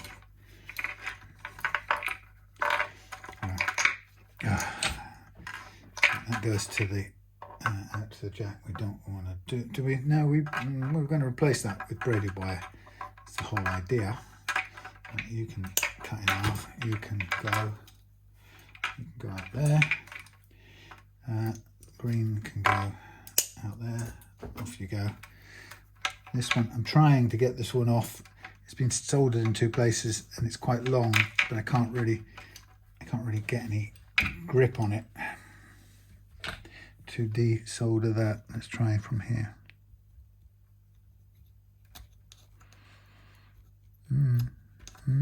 Thank you. And then we go from here. Right, so I wanted as much of that ground wire free as possible. So we could retain the output to the jack. That's a doable thing. But what was I going to do? I was going to run it through with braided wire and then put a piece of sheathing of shrink wrap to keep it away from things. So I guess that's what I'm going to do. We might as well, if we're going to do it all proper like. So that's that for a minute. Now we're going to take out the original pickups and we'll concentrate on those. So let's get these out of the way. Start with the bridge one. So we're going to need, obviously, to swap over the pickup rings. So we'll keep them ready. And we will take the three-way toggle out as well, and we'll end up putting all the new wiring to it and putting it back in, I think. Not a lot of room in there, so it's a difficult one to do and feed through.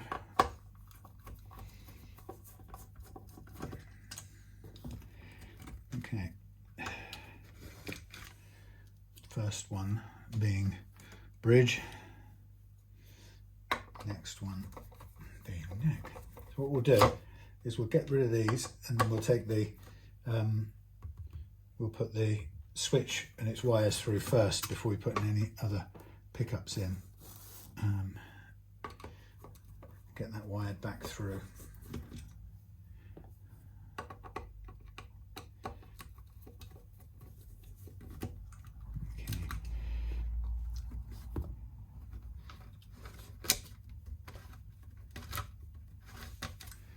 Okay, that can go there. Neck.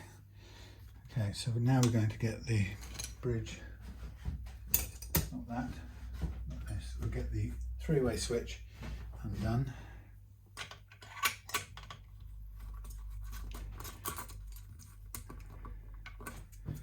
Three-way switch, which allows us to drop out. Now what we've got coming out here is we've got grounded wires, shielded wires effectively.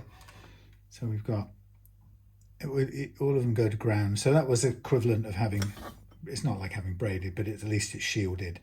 So that was good. That's an attempt to cut down the amount of you know what.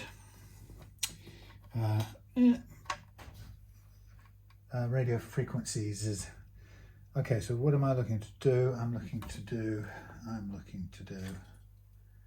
red. I was on the roof there.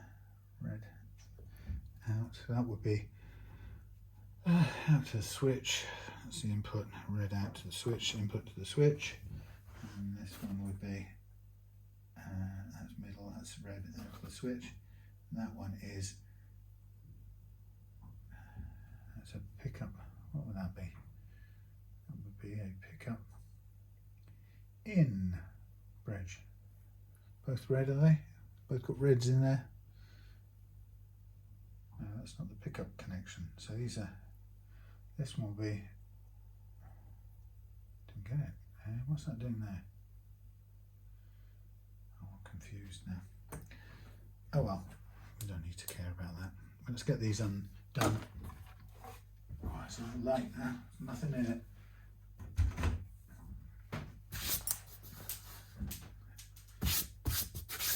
Don't have any bits. Okay, so we're going to use our gripping hands.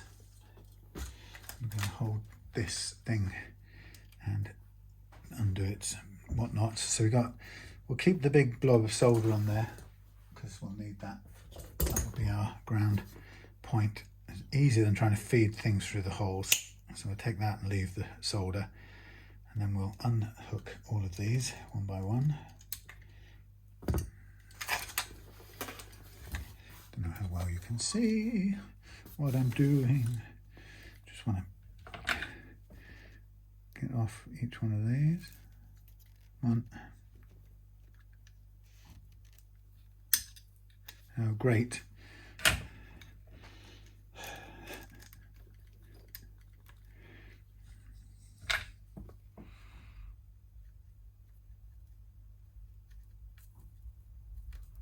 Out of there.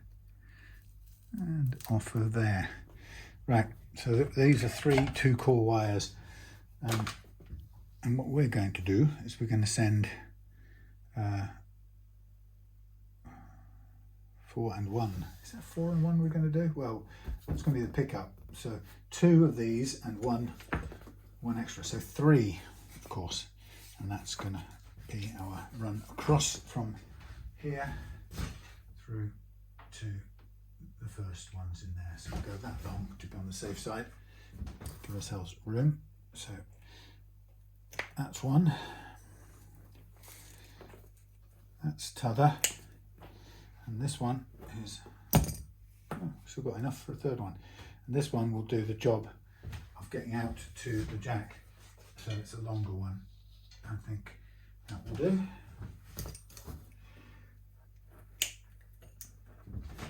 So we'll keep that one to one side for a minute. So the idea is that all 3 of them are going to end up on this earth here. I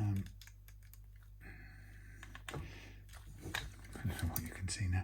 Yeah, we're going to get all 3 of them earthing out on here. Let's come at it from this end. They're all going to come to ground on the top of here. So we'll have a blob there, and then the wires will come out over there like so. And then the output will come out of there as well. So 3 of these are all going to go together. And sometimes what I've done in the past is I've joined them up with a little hook of wire, a little spin of wire. It's quite a nice way of doing it. I wonder if this will work. That's a bit big. Here's some wire. It's kind of a bit like guitar wire. Let's see if it works. It's very like guitar wire actually. It's probably not the kind of wire I want, but it's like, it is literally guitar wire. Blimey.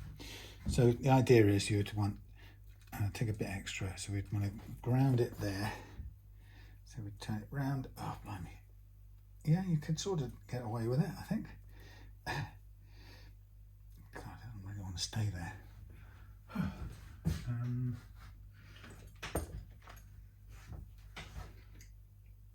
Does that want to stay there? No, I mean, it might hold it. God, it's not, this is definitely not bendy wire that wants to behave. That's a bit, there must be something we got better than that. That's not going to work. Good for nothing. I mean, we could technically do it with a box standard bit of wiring stripped out from something else, but problem is this is all braided. I don't think I've got anything with a straight solid wire in the middle of it, which is what was getting on my nerves a bit earlier. Let's see if we've got any at all. Sorry about this. It's going to be immensely dreary. Right, let's see. If this is a solid piece, we might be. No, it's braided as well. See, we might make it work. Let's see if we could make a bit of the other braid work instead. Right. Okay. Let's get 3 of these together now. Then we'll put some solder on them to join them together. So about there. So we can go in there like so, and then put it round there like that, round there like so, and so, and so.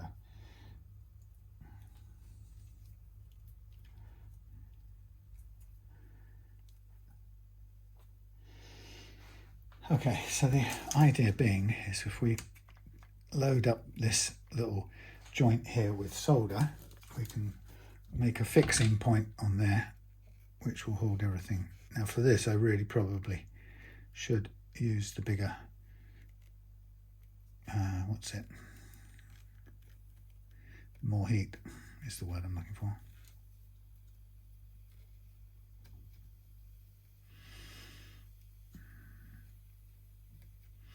It's trying to do its best, but I do think I'll need to change. I'll just fire up the other one. Just snip that off there.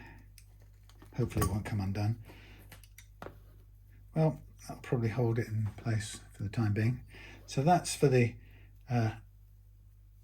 switch end, but I've got to change that that thing over. Now, where do they live? Where are... Oh, God. This is something I haven't prepared for. Where are... where is, or where are the other... Oh, there's one, might work. Is that a chunkier one? It's like a big chisel-ended thing. Let's see if it's going to work. It's not really the best one, but I've got to go and find the other ones in a minute. Sorry about this. That's good. I'll fling that on the floor. Let's go and find it. Next, put that on there, set fire to that. You get on there. You go on there.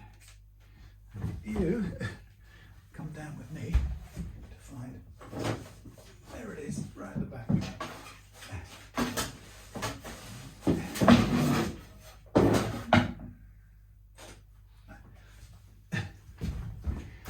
Stay there. Come on. It's sort of magnetic for some reason. I don't know why. It is resisting my instructions, my demands. Right, I'm just doing this one up. Hopefully we'll get some more heat into the end of it.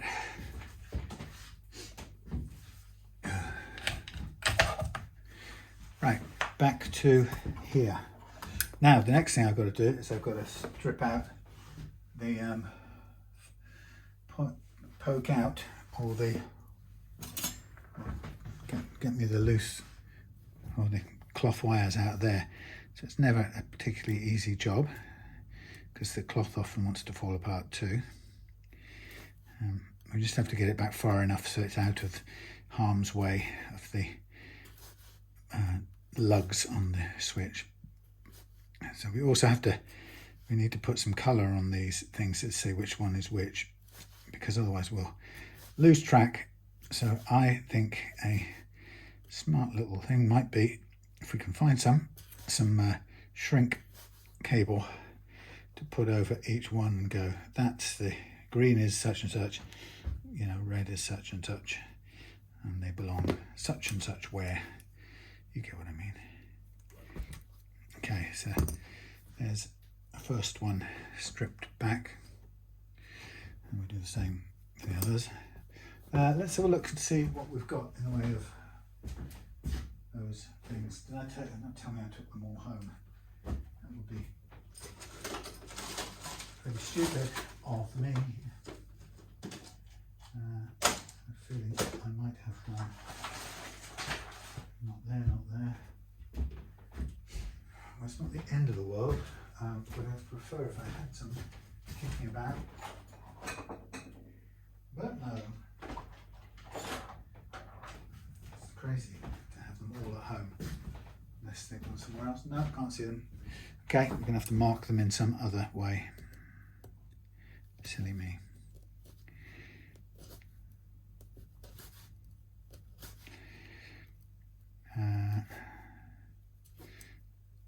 A little marker of some sort, tin foil, anything. Okay. So you can pull this wire back a fair bit as well, so you can sort of give yourself a longish piece of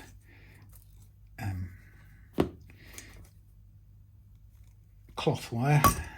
That's that there, and the other one. So these they can basically they can sit out of the way, and that comes around there, and that goes in there, and they should be, oh, sorry, the other way around.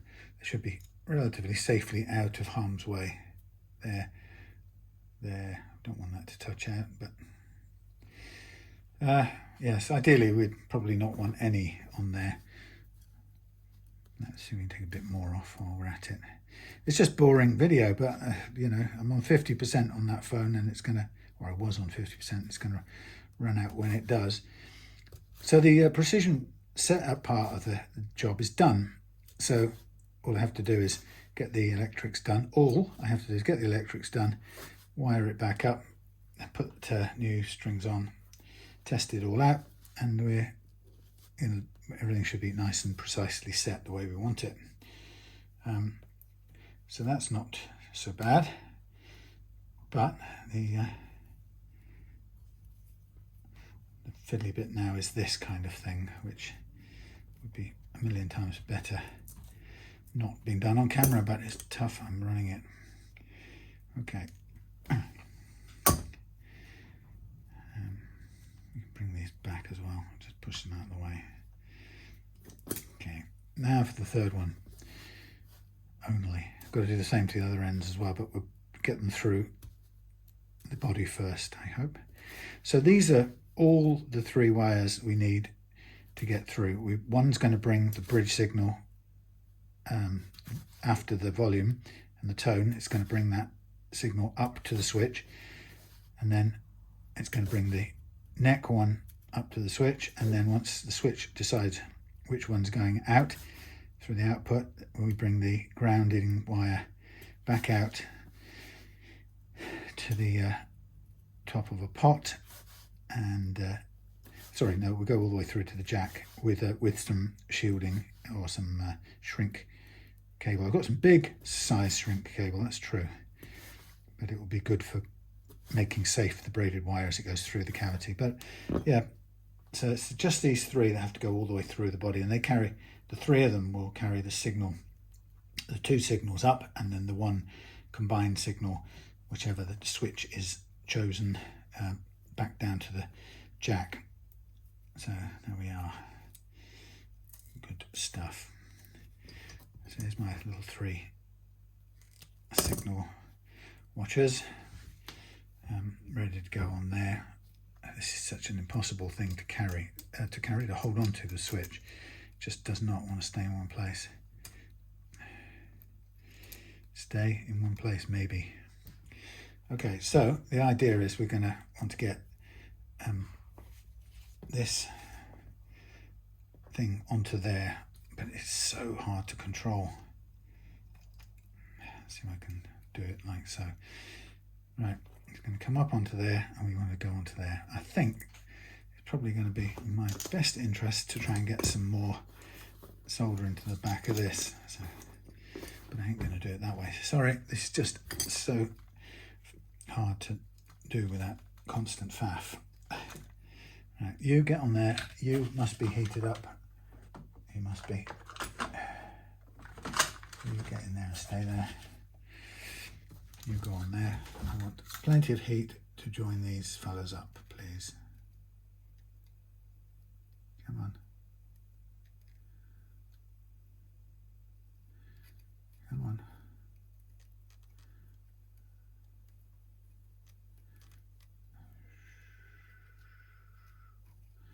Not so bad. Not so bad. Not so bad. Come on.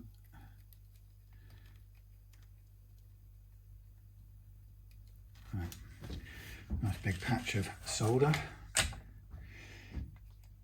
And then we should be able to set that up there like so. How are we going to do it? There.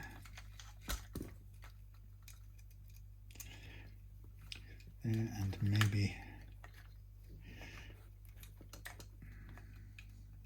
like so, maybe. It could be, could be. Okay. Problem is I can't reach into what I'm trying to be doing, what I'm supposed to be doing.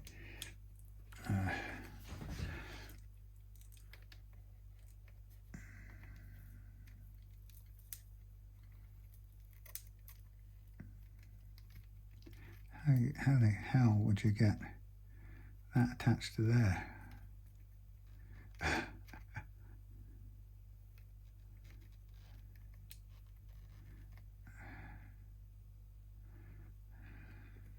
really going to work, is it? Should have. What should I have done? Should have. It's just not gonna. It's not gonna. Don't have any means to grab hold of it. That's the stupid thing.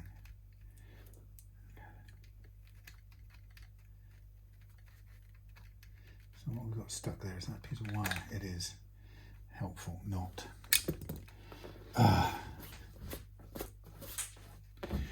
Right, this is where it starts to get annoying. I suppose about the only thing I'm going to be able to do is pull a bit of this wire off and use that and braid it together with the other two and see what I can just create a bit of a thing that will hold on, because otherwise I'm just going to be stuck with this lump which I can't get fitted. Okay, so there's a bit of one side, that's good. We'll hoik it out there and we'll connect it up to the next bit, which is going to come now.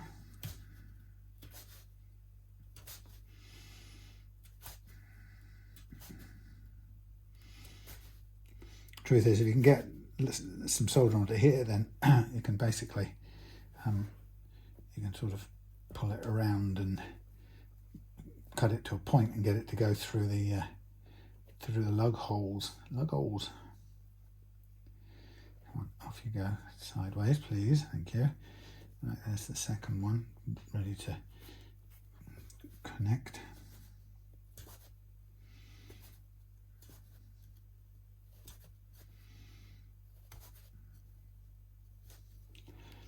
Okay, that one out, and then we basically scrub them together like so, and we should get ourselves a nice little solderable blob like that. Sorry about this boring electrical clumsy work. Right, come on, loads of heat on there, come on, all the way up to there. Okay, so we can take this and we can cut it to a point if we wish, and then chances are we can get it through there to some degree.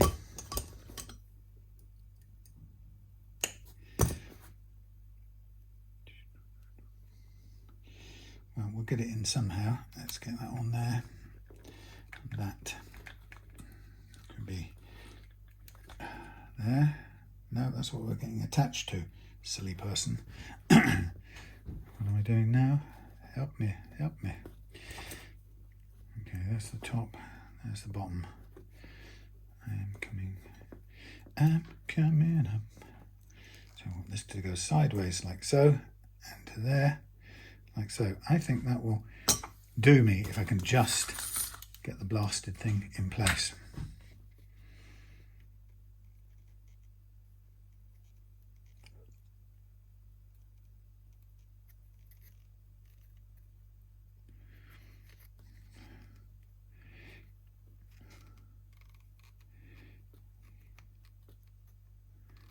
And in you go. In you go. Thank you. Okay. That will be my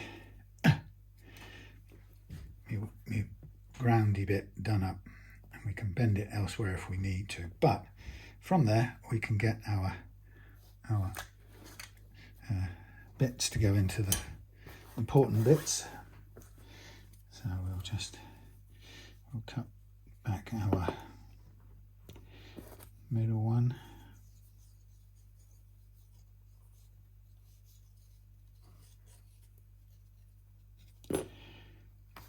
Here we have it.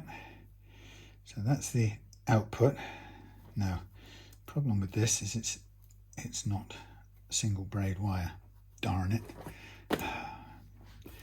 It's just I'm gonna get this tinned up, and then I'm going to get me this solder sucker.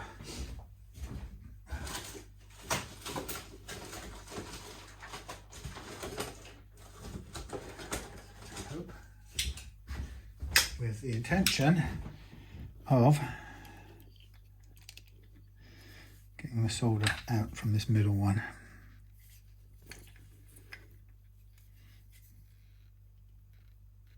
I think so. While we're at it, let's do it for the other one. Thank you. Right. So let's keep that there. Middle one.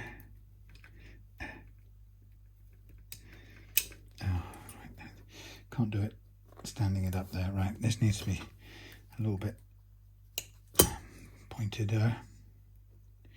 That's not going to want to clean out properly unless I do that, followed by this.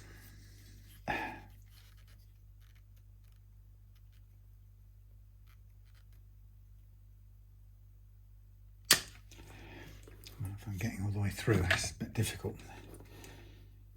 Almost. Come on, yes. Hurrah. Okay, number one. Number one. In you go, Sony.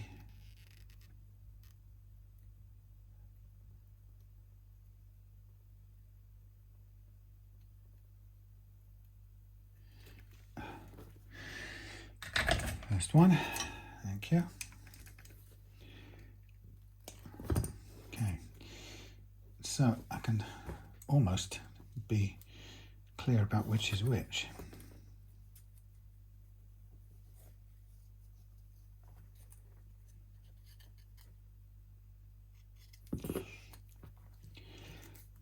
I hate it when that happens. Breaks them off, thins down the wire. Right, let's have that in there.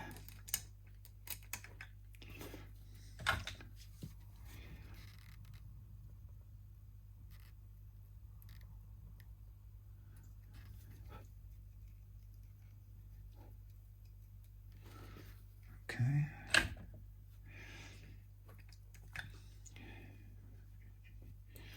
And this one needs to go just in the end.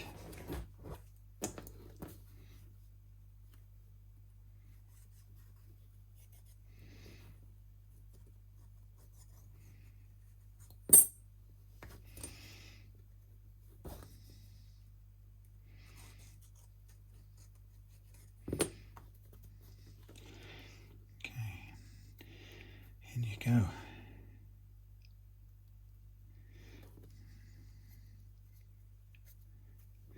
Come on, you can do it. Thank you. On you go.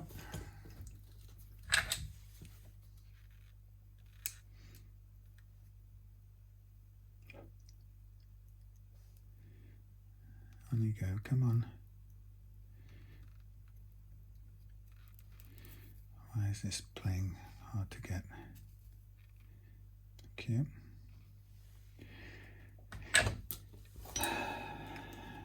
Right, here are my 3 beautiful lugs.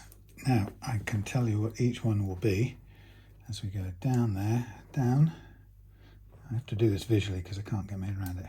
So down is always to the bridge. So that's the bridge one. So this chap here is we're going to go bridge. And we're going to put bridge on with a bit of green tape. Okay, this is bridge.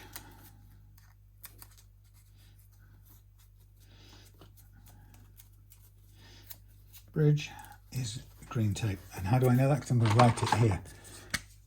Bridge equals green tape. Middle equals nothing, and neck equals copper. Okay, that's my logic. What do I do with the copper? Somewhere. Okay, so we know that's and this one here is the copper. It's the copper. Right. So we'll go around there. You know which one that is. Neck is copper. Okay, and then the middle one, which should be the longer one. Oh, it's not longer. What the? Do you know what? I'm such a. I could kick myself. The longer one. The longer one is this one. So don't mind how it looks at the other end. The longer one is blank, which is the output, and the green one is this one. Ignore me. I'm just going to have to change them over. Oh, my stomach's rumbling like crazy. So this one has to come out. Tarnations, and I've doubled that up, so that's going to be hard. Which one was that? Oh, let me get my head around this. This one is the long one. That has to be in the middle. So that's got to come out.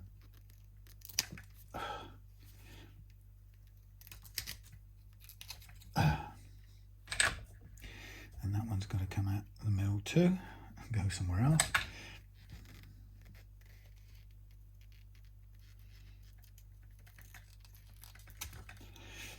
Okay, you go through there.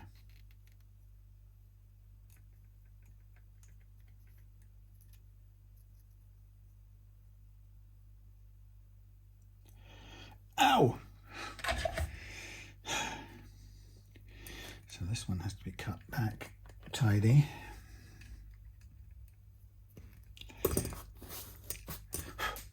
And then this one come up the middle like so, and we've got to clean out this again as much as possible.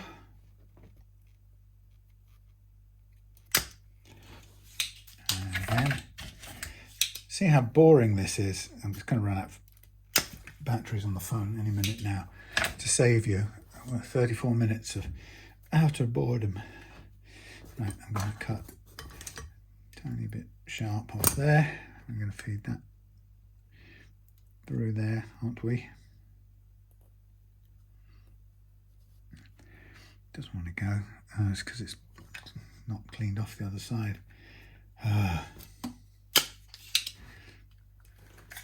Spin that round, come at it from the other side.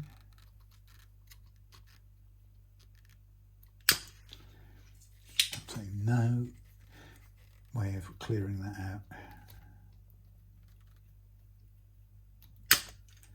Maybe just.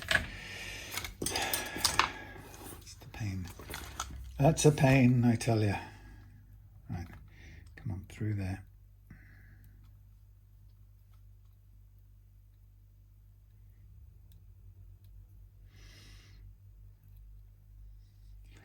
Maybe I'll be able to push it through gently. Thank you. You're good. You're good. You're good. Get that attached.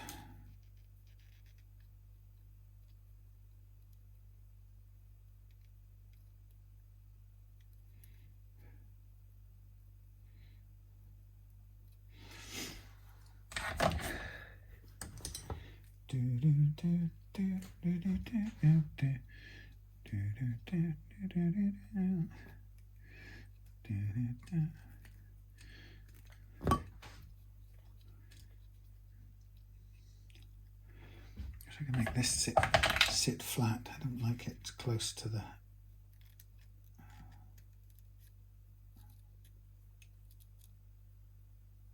better.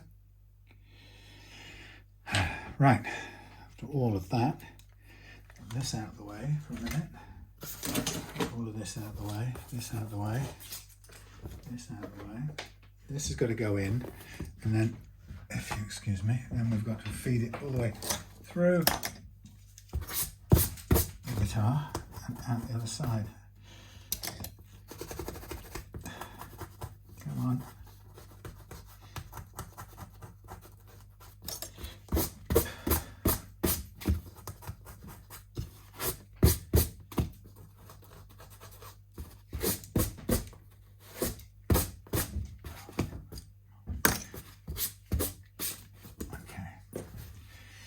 Now, here we go again.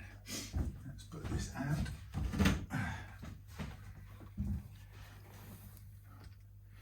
So this has got to go in there, like so. And these wires have got to go through here, like so. And this one is longer, so it has to go first. And these chappies have to go after. And then through they all go, don't they? Theoretically. Come on, through each side, thank you. Let's come back to that, let's get this in here. first.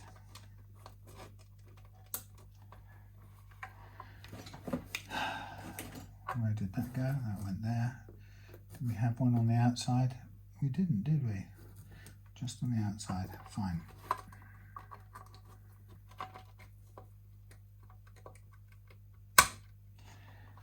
There we go.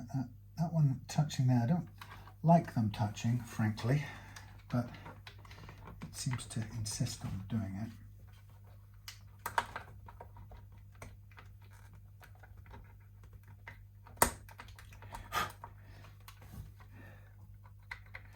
We'll see.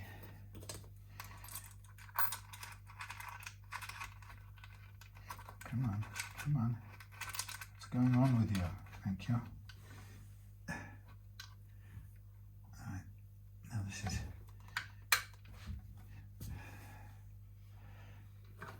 bloody typical. Because of my lump of solder, this thing now doesn't want to turn at all. Oh, can you believe it?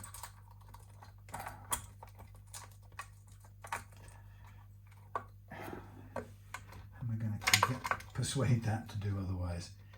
All right, you come up there like so. Why, thank you.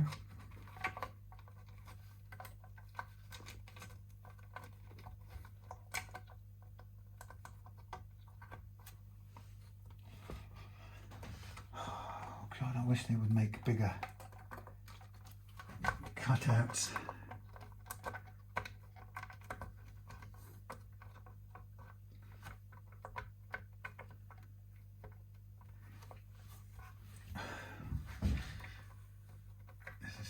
Absolute right royal pain in the ears.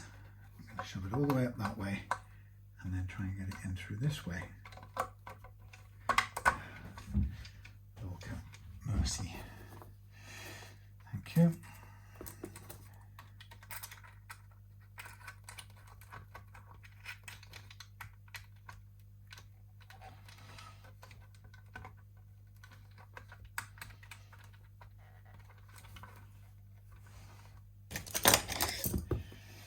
Thank you, and thank you, and thank you.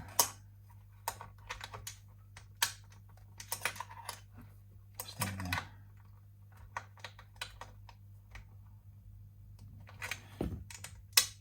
Okay, that'll do. Out the way, out the way, out the way. Now, let's get these 3, 4, 5 bits through. So we know where everything is, that's good. And go through there. Go through there.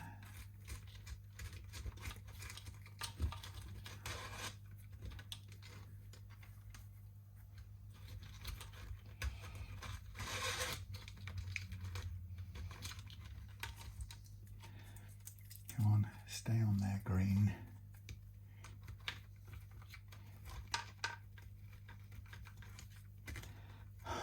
Please go through the hole.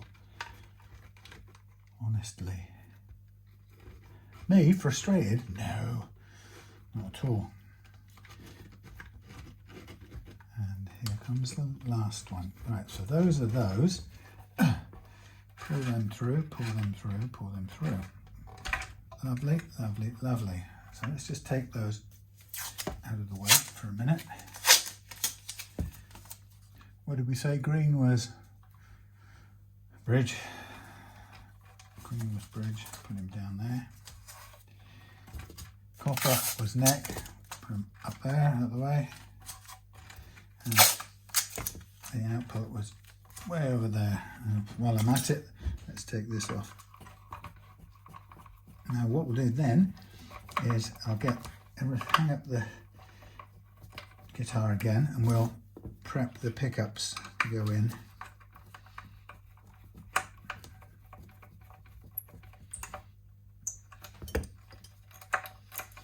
Also have to keep an eye out for whether the CTS pots will go through there. Let me see if I've got one over in this other world of mine.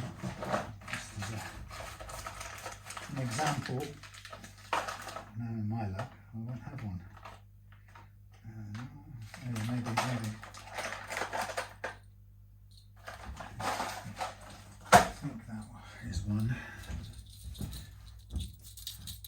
We'll find out in a minute. I'm just trying to get ahead of the game. This is a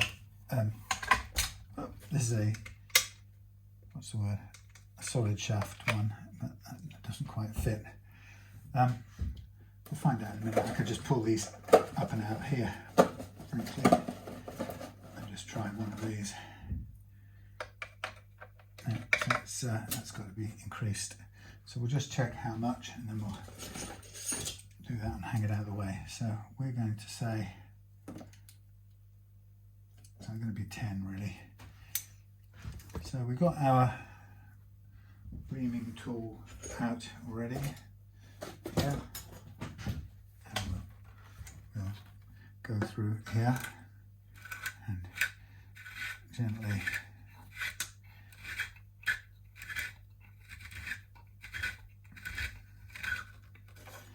open it, and we'll use this one which is still 10, which is good. So that's nearly there.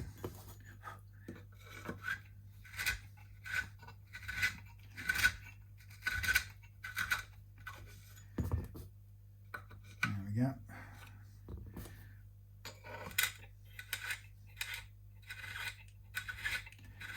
So these are CTS pots that are going in, so they're a little bit bigger.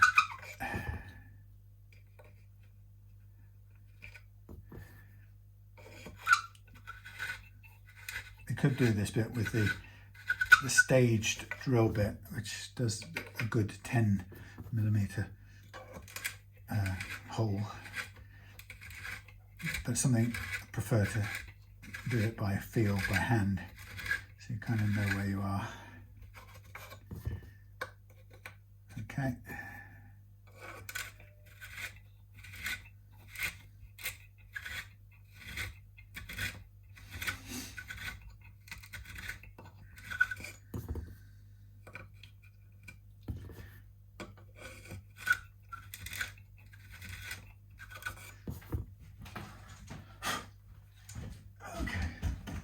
Out of the way for a minute. You can stay there. You can go out the way. You can go out there. You can go here. Right, so now is the time to prep the pickups. So we get the new ones out and we just load them into the pickup surrounds. And then we'll be good. So new pickups. And sorry about the camera view, it's so boring. Let's look down at this handsome pickup. So here we have the screws, here we have double black, and this is the bridge apparently, and we've got extra screws as well. Let's hold off that. So bridge pickup with the nice wire. We have, we've got longer legs.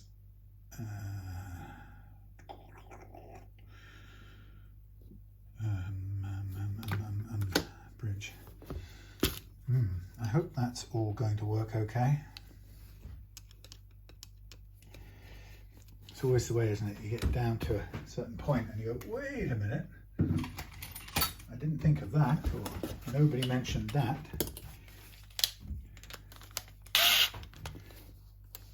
Ah, low battery, eh? Well, surprise, surprise, not. Hold on. You aren't going to do it. Maybe you'll do it. Maybe you can do it. Maybe you can do it. Maybe you can do it. Maybe you can do it. Maybe you can pull out of there. Maybe you can go in there. Sorry. It's desperation. Probably finished on the iPhone, so I'm probably going to have to reset that anyway. Let's see what's happening. Low battery. 20% remaining closed. We're still going and the charger has been plugged in and it's now on. Ooh. Right. Shall we just hope? Oh God, stay where you are. Everything's kind of going a bit akimbo. Well, I'm just trying to get everything done. Deciding it doesn't want to cooperate with me. Right, where were we? Oh yes, I was going to take off this and I was going to show you. Oh yeah, there's the pickup and there's me doing the thing with the pickup. So we're going to put this in, and hopefully the long leg part isn't going to be a problem. Right, these will go with the original pickup, so I'm just going to keep them to one side and put them in a box. Come on.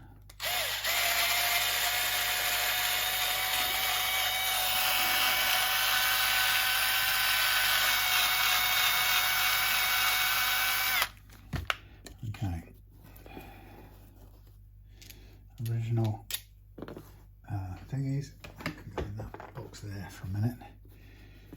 Okay, and so that can go over there for a second. Now we've got original whatnots, and we're going to coil down there, like so.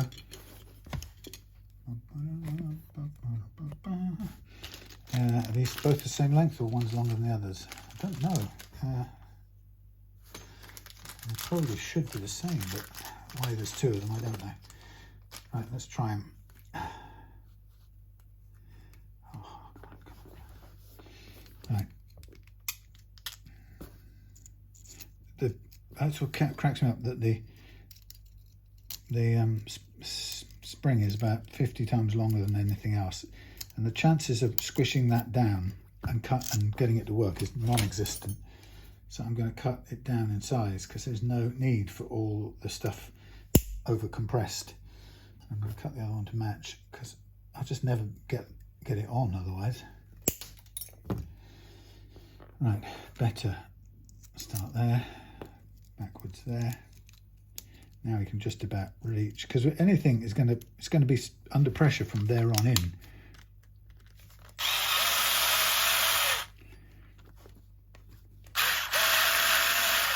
Okay, there's that one. And then we're going to go this one. Sorry about the terrible camera work. I can't pay attention to that and this, you see, so it always makes really lousy video. On. It's a horrible club. Why is it, it's so 1950s, this.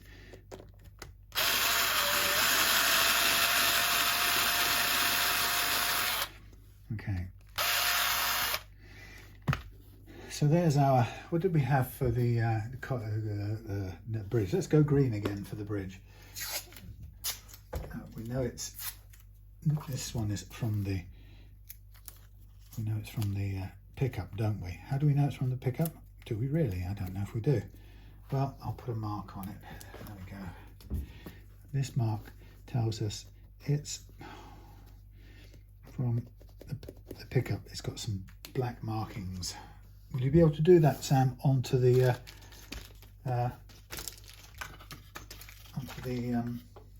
copper one? Oh, nope, I don't think I will. Right, let's just get that one off to one side. Let's get the next one out, and we'll do that with the other one, and then we'll bring the guitar back and feed those through. At this point, I hope that the roots of the channels in the guitar are in fact big enough to take all 5 of these braided wires.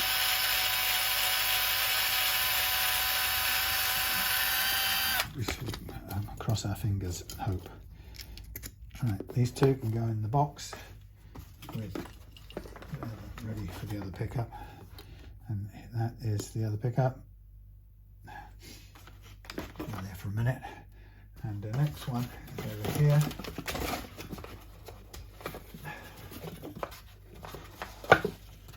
Okay, that has the these belong with that one. Fine. Okay, there you go. Go. Right, I'm going to cut these back a little bit as well and make it workable for me.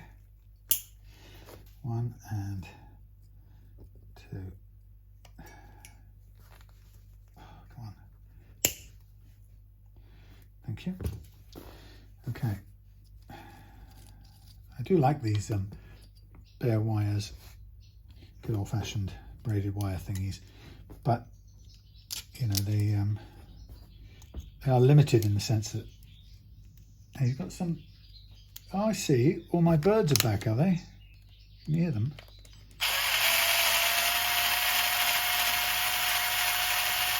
don't know what they're doing out there because I haven't seen them, heard them all day. So they must have been out hunting, but the little ones, if they're still in the nest, they were dead silent all day until just now. So if the mum and dad have only just come back with food, that's a bit far off the mark. Okay, so chances are I could say this one's got copper on it, but I'm going to put 2 bits of copper on because it's going to tell us it's the pickup. We're going to remember that, aren't we? Oh, blimey. There's one there. We'll pull that off, and then the other one will be over here. What I'll do is I'll get these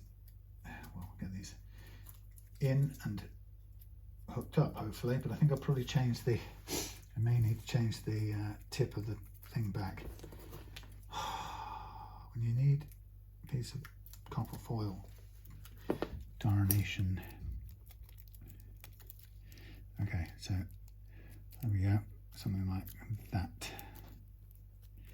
2 pieces means it's the neck pickup. Right, now let's zoom out of here a bit. We got bits and pieces everywhere. Now that doesn't belong to that. That belongs to this thing here. Let me put that together before I lose it. It goes with that. Right. Now we're ready to bring back the PRS. Put in place some other bits. So first of all, neck pickup. Here it is. Neck with copper. In you go. Ooh, squeeze through. Ta-da! Let's get these in. So it's taking care of itself where it sits. We don't have to worry about it. 1, 2, 3 and 4. I can see them. Now I'm doing these up because there's no reason not to at this point. They're not coming out again. They should not be coming out. I think we should be alright with the long legs. I think there's enough of a thingy recess in there for it to work. Okay, now we're a bit tight packed in here now. We'll get one more through after this probably. Okay, here we go. Now I've gone opposite top holes. I'm going to do it that way because that's a conventional way. Huh. Do we really know?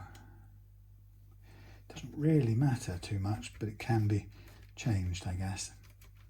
Oh, this is where we run into bloody trouble now. Come on. Oh,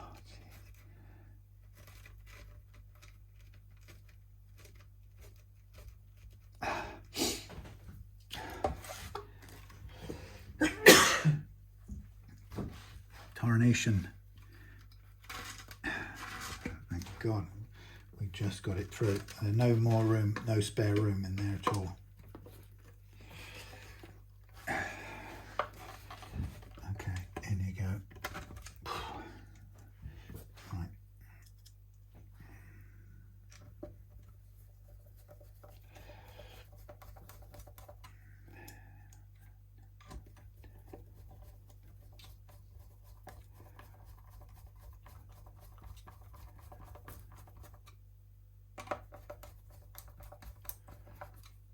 Okay.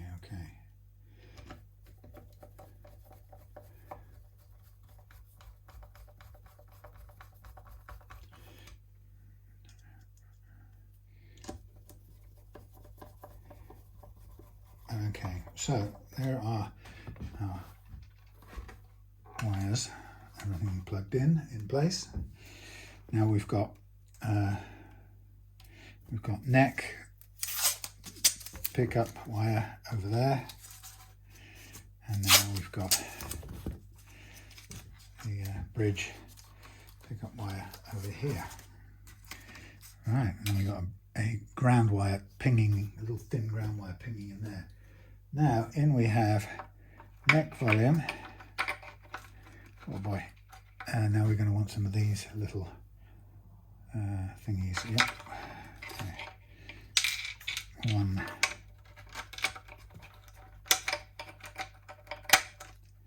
Thank you. I think what I'll do is I'm just going to put a bit of, one of these once it's on straight away, so it doesn't go wandering anywhere. That's quite a tight fit. Well, a bit more room when it does up.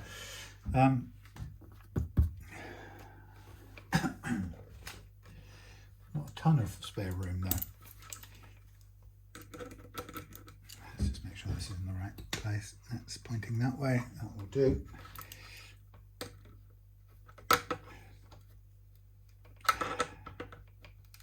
There we are. Christ, what happened here? What did I do?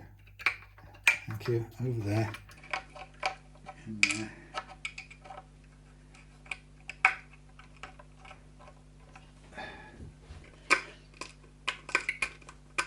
Thank you.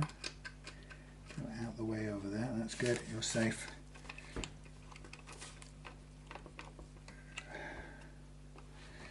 What's this not? I don't understand this. You actually cut. Oh, I don't believe it. You actually cut a off center recess for these pots. It's hard to believe you've actually done that.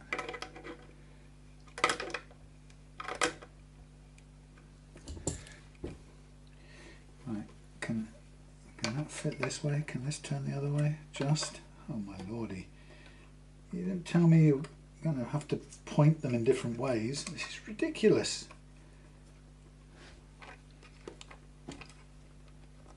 How can I get this into place? Like so. I feel like I'm going to have to take the gripping, what sits off, just about go on. Very odd. So, okay, 50s wiring, I love you. Right, now we're just going to fit through the other two. And they don't have recesses cut out. They should fit better. One does actually. The plectrum shaped recesses for no really good reason. I don't understand why. Now this one is struggling to fit in. Gee, what is? Did I not cut this one out? I'm sure I did this one.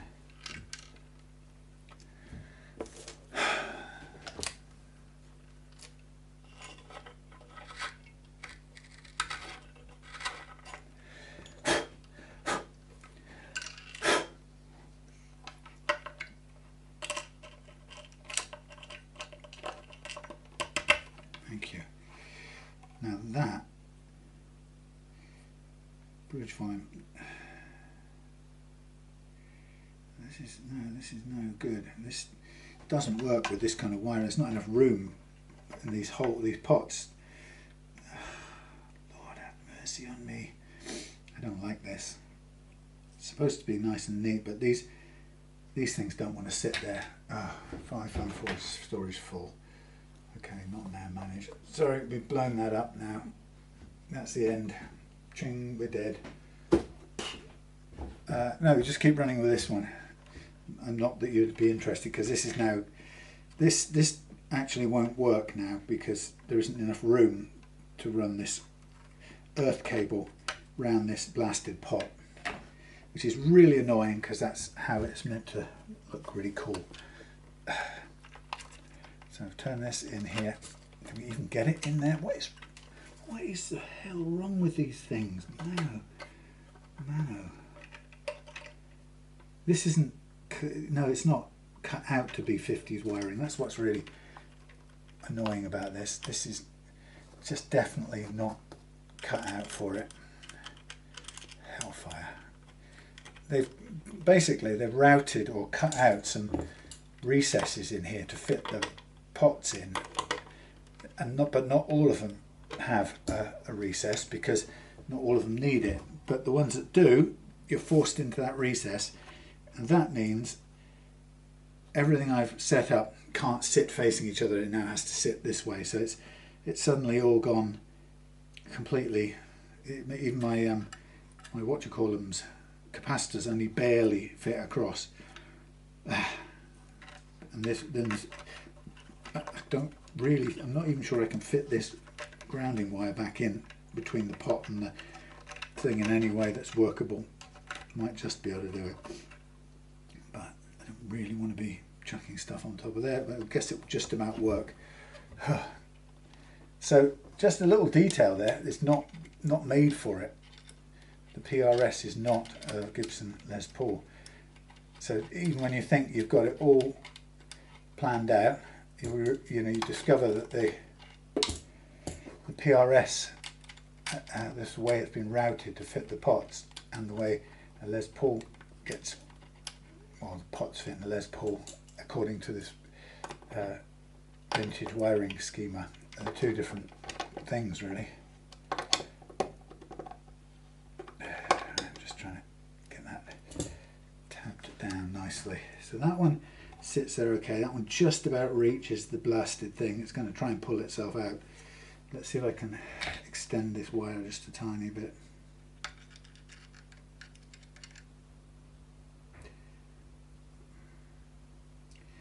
Give it a chance.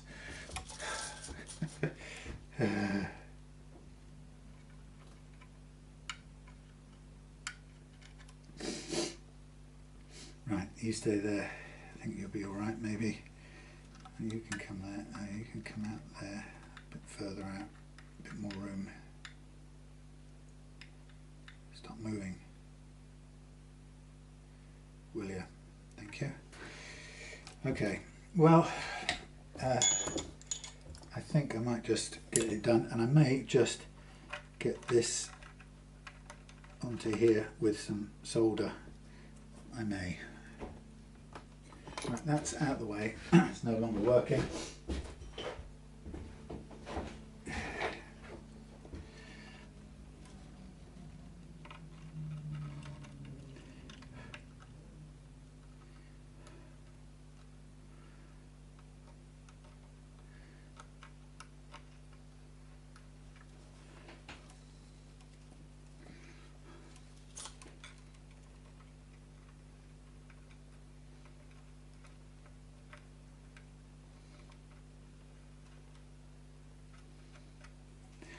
Right, I think that's grounded.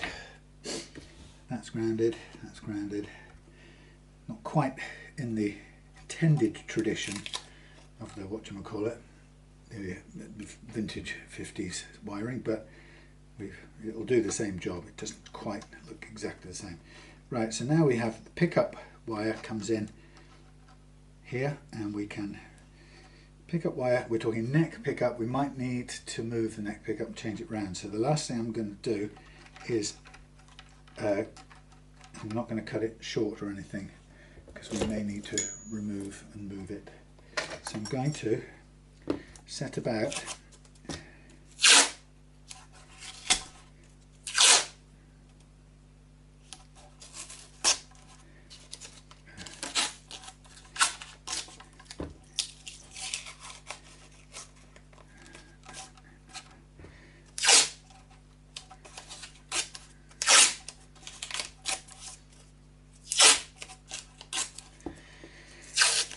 okay, so neck out to switch, neck pick up in. So we'll just get on with this now. Neck pick up in, split out some wires.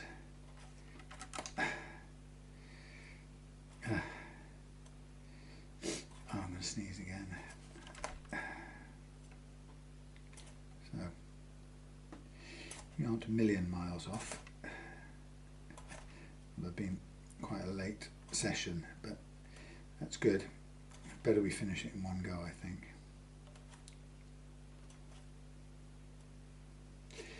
Right, let's get this done. It's a very unscientific way of getting this. They call it pushback wire. The idea being you're supposed to not need to do this unweaving business, but you can push it back and it kind of caterpillars up into a lump. But I never feel very confident in that. But it's the idea. You're supposed to kind of do it to the top of the whatnot and then put a big nice lump of solder on there. And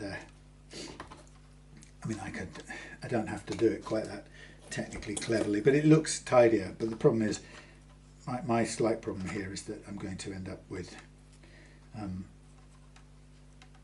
bit of excess wire in here because I need to keep this longer. Ideally, it just emerges into the cavity and then stops. You don't have lots of excess wire. Somebody should have told me not to put copper tape on here because it's going to be an absolute pain in the what's-it, which it is. Right, we know this is the hot, pick up hot, so we are going to cut off this extra little bit here. We don't want it, we'll do it the traditional way, and we will then hold that out of the way for a second. We will put on a couple of blobs, and that's why we need this one still. We'll put a couple of blobs onto each one, so we know that the pickup comes in the bottom here, so it's going to be there. Pickup blob is going to be there if I can get any solder on there at all. Pickup blob, and then there's another one behind it which is the switch blob.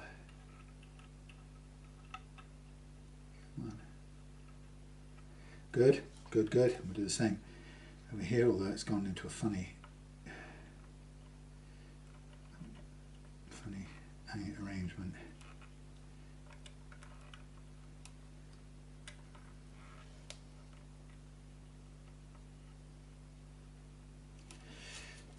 Come on, and then we do a second one here. Come on, come on. Oh boy. Do as you're told. Solder. Okay, those ones there. We're going to need a little one to go backwards on here. Look at the amount of solid wire, aren't I? No, there's a little bit. That'll do. That'll do. Cut that in two. And this one is the middle of the tone goes back on itself. The middle of the tone goes back on itself. And we put some solder on it. Boring for you, I know.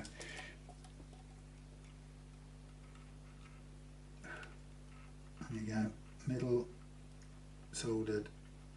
Done.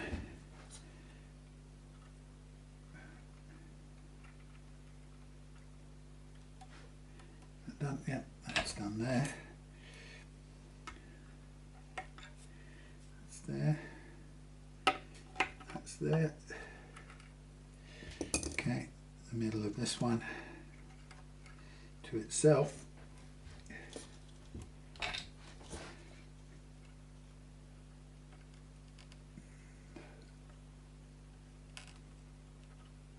Very nice.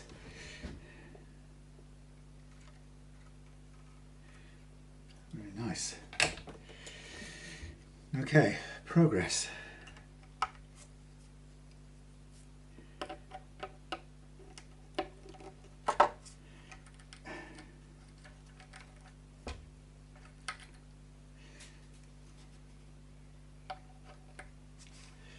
Now, we have to get this around here or out of the way or something.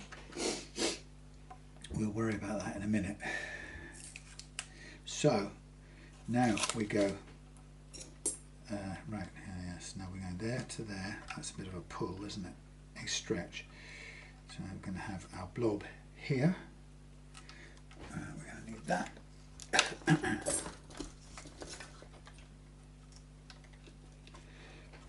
That. We go there. Oh, would you?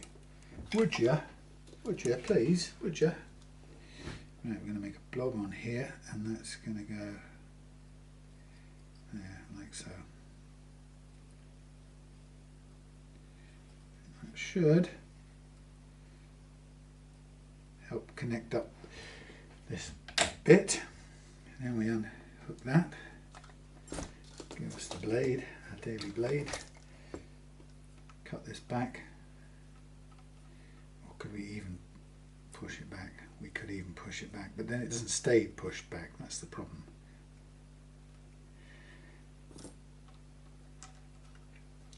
So this has to be kept right out of the way. That has to be got onto there, which is needs twisting so it can go through.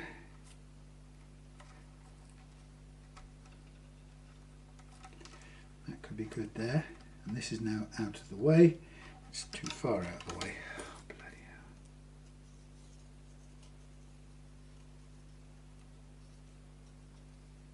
hell. Right, out you go. Right, I need this back in its correct place. You go through there, very nice. You come up there. You get out of the way because you're going to just be a pain. Now I need a tall thing.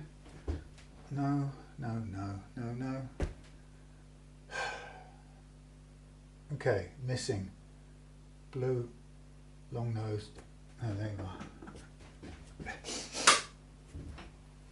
Now I'm going to hold this down and press it into place. Like on the first one. So no, see, I've got that in the wrong blasted hole. That comes in and that goes from the switch one. Get it right, so sunshine.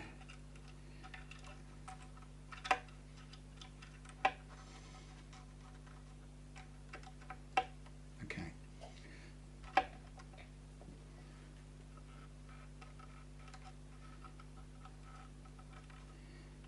Okay, you go down on there. Okay, fine, you're on there. Sort of looks the biz. So this is neck pickup in the bottom of the two. That's right, that's right, that's right, that's right. And then this one gets tied on here.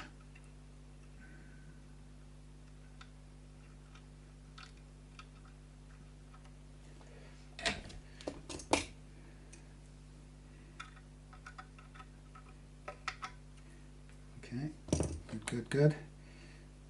That one's into there. Bridge, neck pickup in. Now we have neck pickup out. Oh, I shouldn't have put all the tape on there. Neck pickup out to the switch.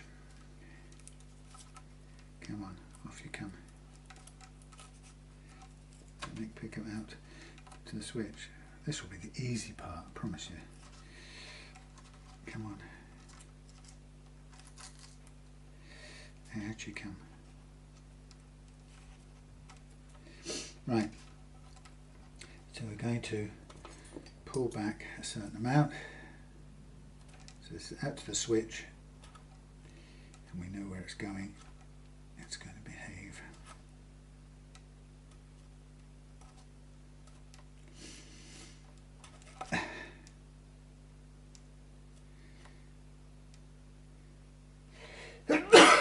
Damn it.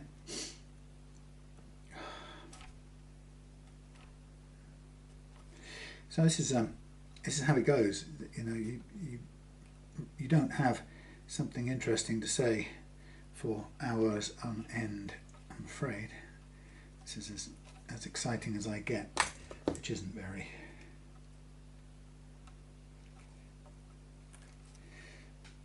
Right, off with you.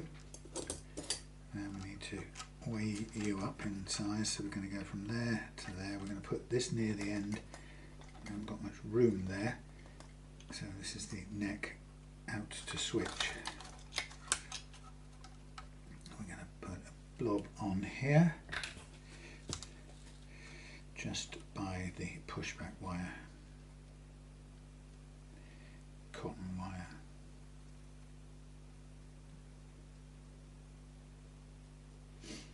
Okay, that will do for there.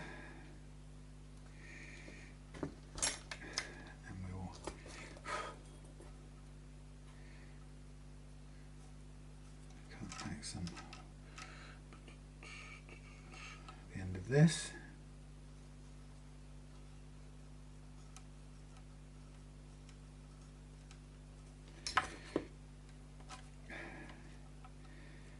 Okay, in you go.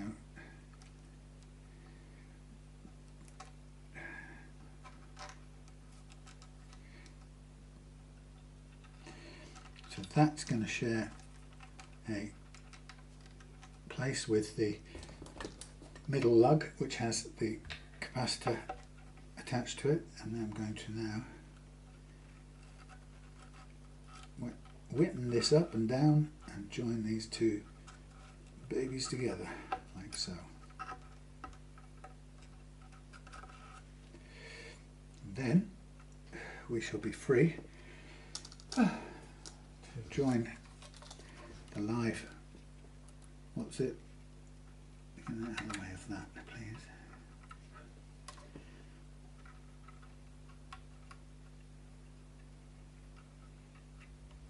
Great. In harmony, nicely done, good. Right, this goes all the way out, doesn't it? Right, so here we have the pickup. The problem with these is that there's so much left over now, and I can't afford to bin it at the moment because I need to keep it safe in case we have to use it. For example, I'm going to get through there. For example, so you can go on the other side of this, and then can go out of the way, kind of over there. Right, which leaves me, I need to get this little groundy wire somewhere into place. It's getting in the way already. Where would I pin this to the such an odd thing coming over the top there. It's like a guitar string. It won't behave like a normal thing that you would. So I'm going to have to try and tack it to the top of something here, but I can't really control it very well. It's not behaving because it's got a mind of its own.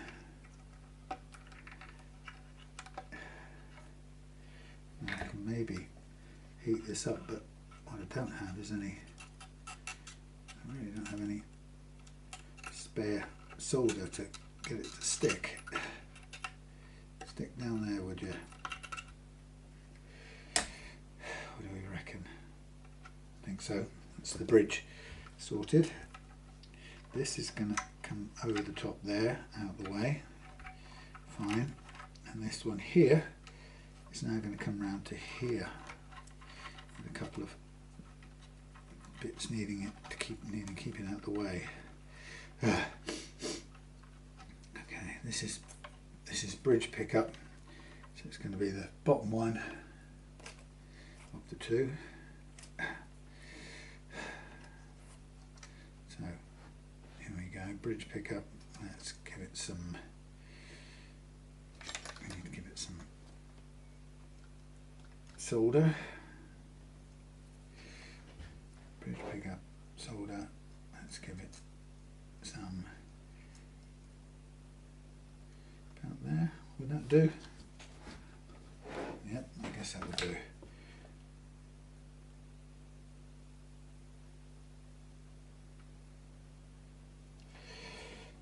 Okay, there's that.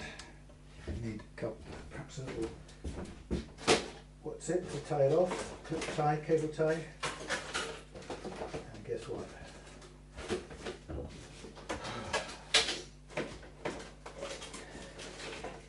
Got one, thank goodness. Not too many, sunshine. 4 is most enough. Okay, we'll come back to that. Let's get this down. So that will go off there to there. So we'll take the very end of that off.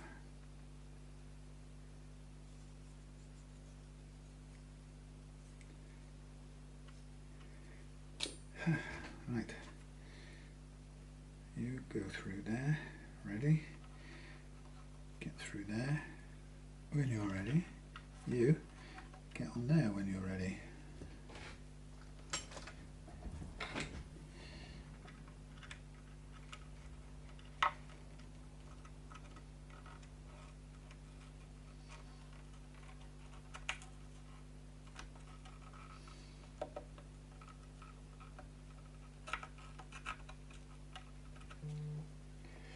What you want?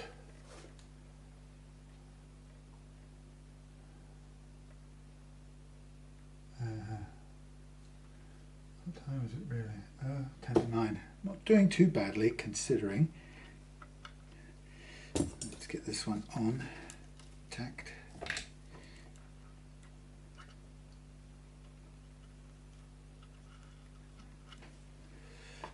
Okay, there is the pickup in,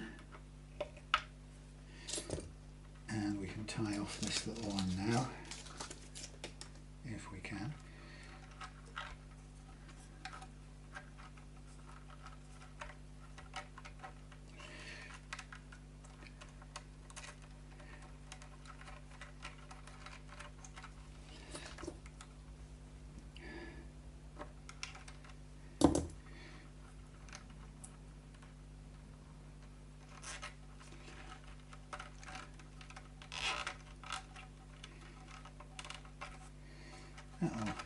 That'll do. It stays out the way over there, if it stays out the way. And this one doesn't have much room at all. This is the out to the switch one. Crikey, we are only just going to make it. I don't like that. It's because, why is it because? Is it because? I don't understand why. Because it's not a Les Paul type of deal, is it? That's why. These don't like coming in over there. They risk. In fact, I better put a bit of shrink wrap on this, just to be on the safe side, because there's danger that this one will connect or short out with a lug, because the way the pots are aligned, they're in the way of each other, or potentially could get tangled up with this ground thing, the grounded braid. So to be on the safe side, what I'll do is, once I've cut this back to about there, I will go and get the shrinky wrap, the big stuff, which I have got here. I had here. Might not even be the best stuff, but it's going to have to do. Unless I've got any sitting around at the bottom of here, which I don't think I do.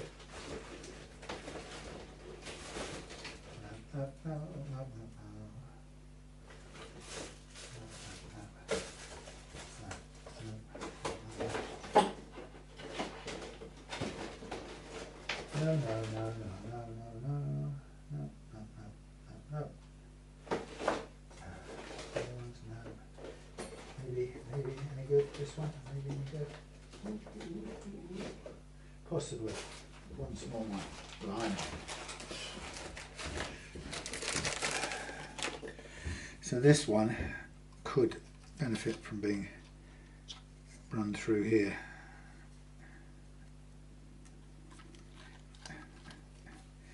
That would keep this one potentially out of the way, but that one has got to be done as well. So, oh lordy. So that's going to go in there, keep that out of the way of there.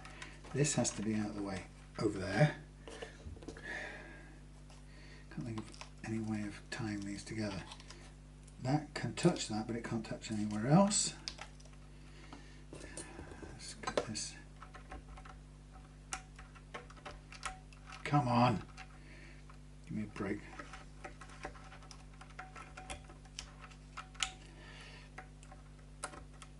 Come here. Come on. Come on. Out. Up and out. Oh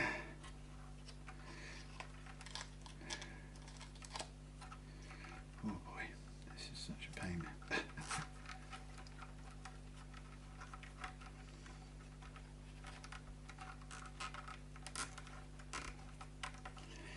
You stay in there. Don't go wandering off. Right, you're going to get trimmed back. And then you are going to get soldered on your braid. And then you're getting stuck down. Got it? You, and you, and you, and you. So that to there, that's going to be right on the end there. Right, that's going to get hot and shrink around there, but I don't really care about that. That's okay, because if that gets hot, it'll keep it shrunk wrapped, safe.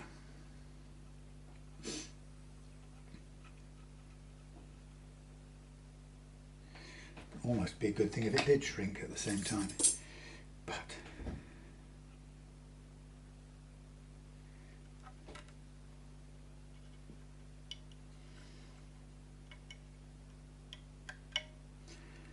come on, man, for God's sakes.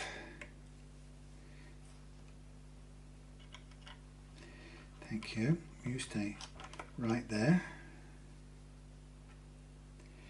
You go right here.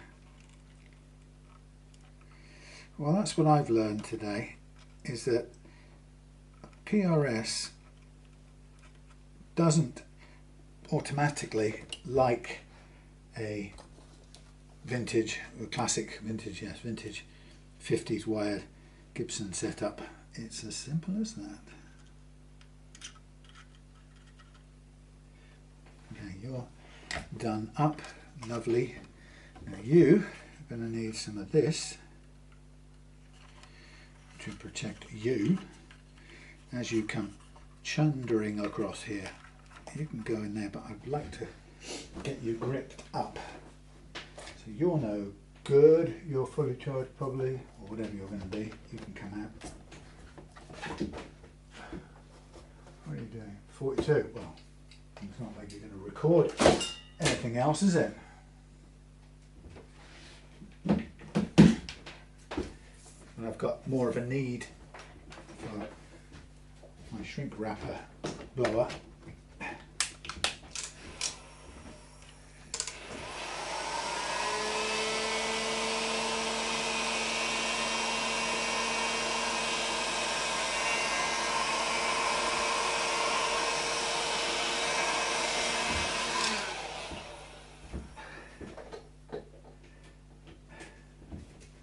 Right, that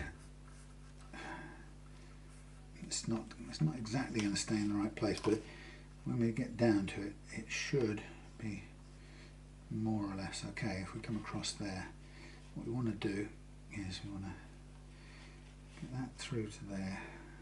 Get these off here. Right.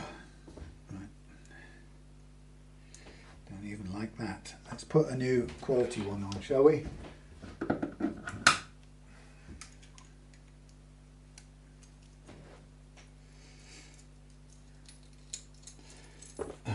Off. You can stay there. Let's get a new trick. That's not one. Where's they gone? Where have they gone? Come on.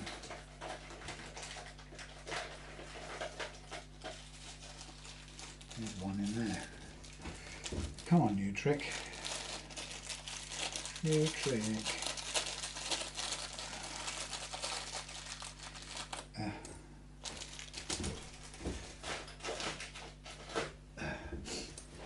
let me just... 1 second. 1 second.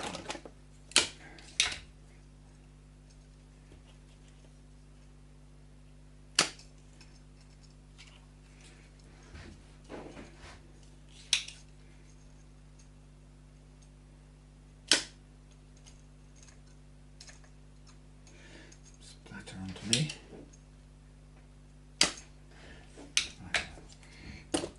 Fresh. Bet this won't fit because it's a new trick, so it's a little bit too big. That's always the way. Oh, it will. Good-o. Right, first of all, let's put body. A little bit of this go on. Lightweight thread lock. I am so completely klutzy today. Never mind. I'll doing the best that I can. Nearly there. But you get on there. You do up there. Give me a cloth to help. So you want to come through there. There, tip. No, that's the hot bit. You want to come through there and go there, probably. I'm guessing. Something like that. Maybe not.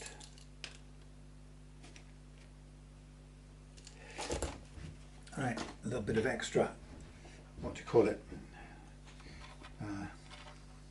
What do I call it? A little bit of extra thread lock to hold it in place. So I'm going to peel back some of this. We need enough to get the ground to the ground and the hot to the hot by the cloth covered wire. Should be all right in a minute.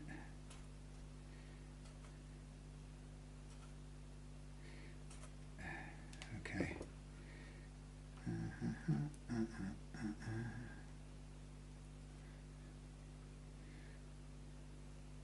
Come on, out of here. Right, so here will be the bit that attaches to the ground, and here will be the bit that goes to the hot lug.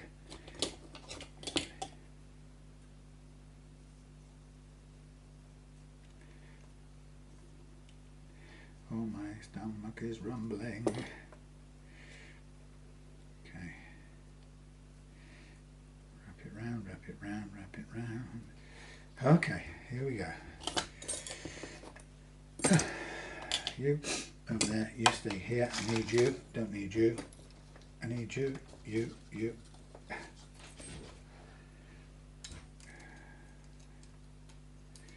should we do this? Let me count the ways. So we have the ground. We have the ground and we have the hot baby. Right, let's come around here, over there.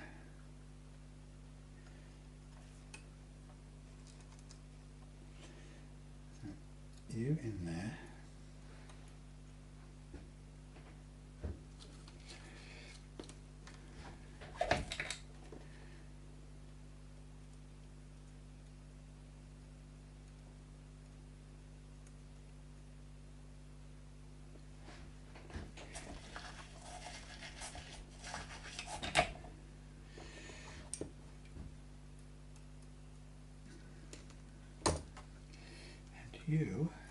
You and you and you and you and you and you.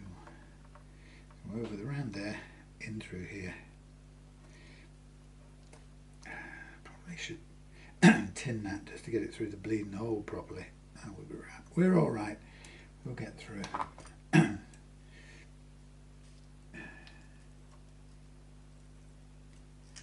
Okay, you can go on there. We're all ready to go.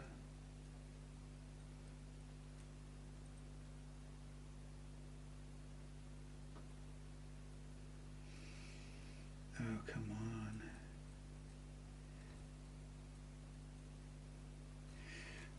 We're done. Good.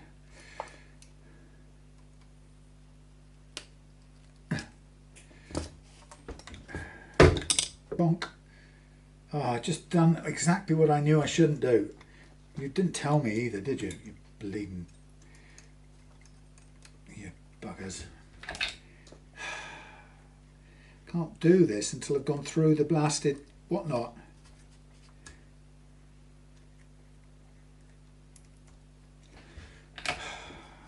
You knew what I was doing and you didn't say anything.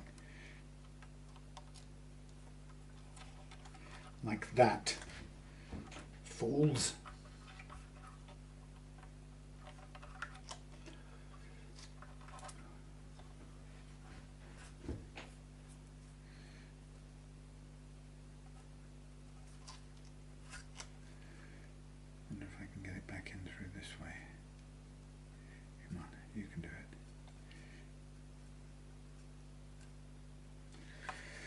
please help me.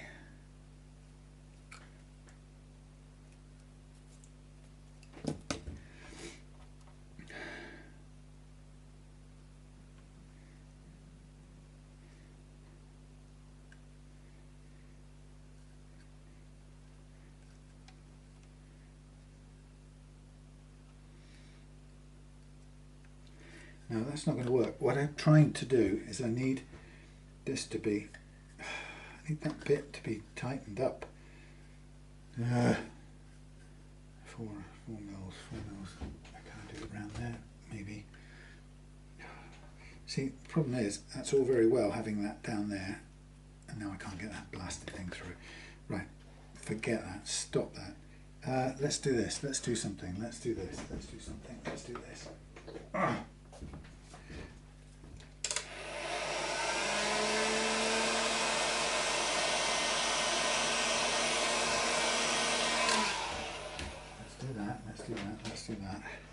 Let's do that. Let's shove that in there, safe and sound. Right, and now let's do this.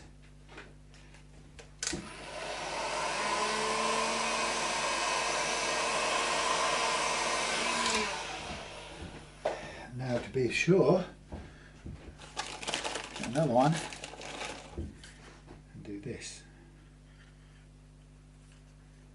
Like so.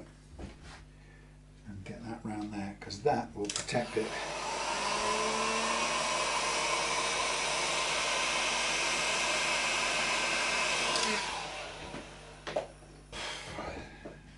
Okay. Alright, clear of everything, safe from everything. Now, let's see what we've got here. Okay, we've got to clear this out again.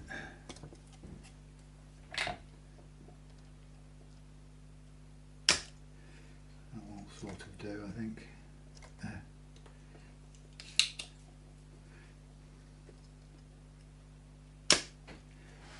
No, not yet.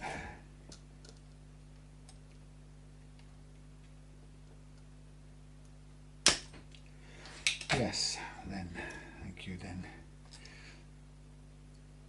Okay. Earthy earth. Earthy earth. How do we get this in here now? Something like that. Oh boy, come on. You can do it. You can do it.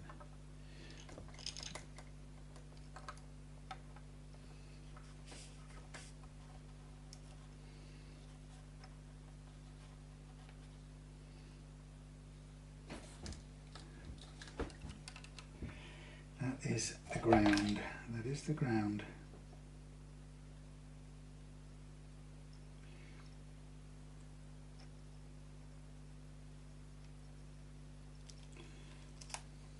Okay, that is that.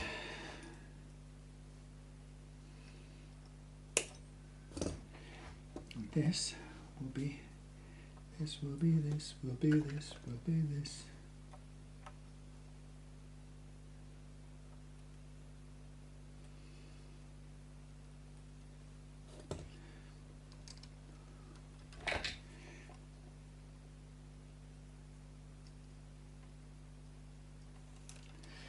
Is that.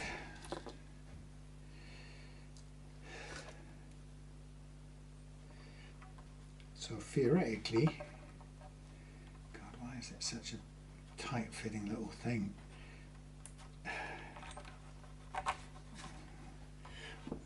To there, to there, that to there. Okay, sort of getting there.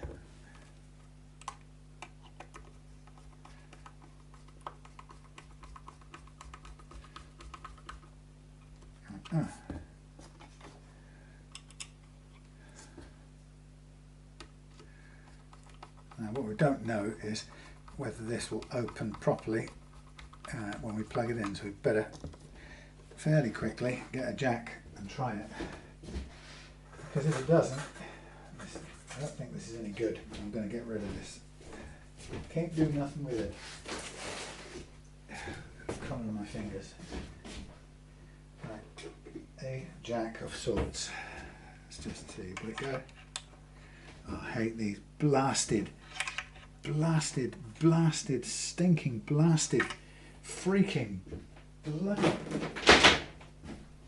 Why do these people drill such small holes? You can't fit a normal sized jack in there and have a freaking have the tip go through without it causing a problem of running straight onto the blasted grounding part of that pot next. Well, nearly. It's almost all the way through, not quite, not far off. So this is no freaking good whatsoever.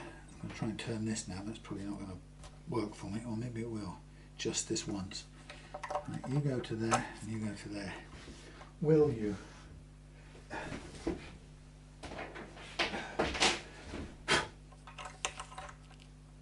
Jesus, it will not. Oh, just operate. What a piece of garbage this thing is. Not really. Take it back. It's just a, you know, there's no clearance or leeway whatsoever. It's just mental. You over to there, you to here. So that's not hitting anything. So they've scraped away the inside of this to allow the tip to expand outwards, otherwise it wouldn't work. So the factory kind of knows it's too small. Okay, you can go there. You can go your own way there. You get out of the way. Yeah, it's a whole load of wires too close by the mile for this. I'm going to put a piece of tape in here and tape these down. Just you know, it's like fixing things that shouldn't have to be fixed, really. Small details, but bloody annoying ones at that. You go onto there. You go into that corner there.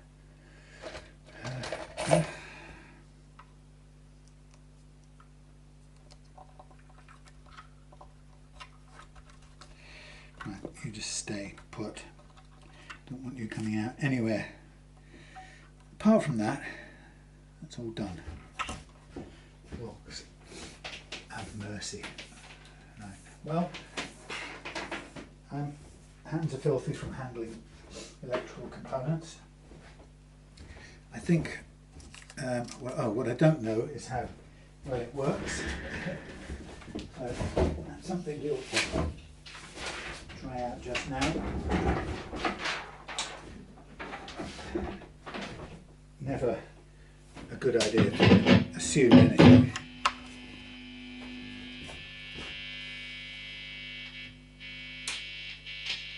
What the hell is this doing? Ah. Okay, high gain horrors. I always catch myself out there.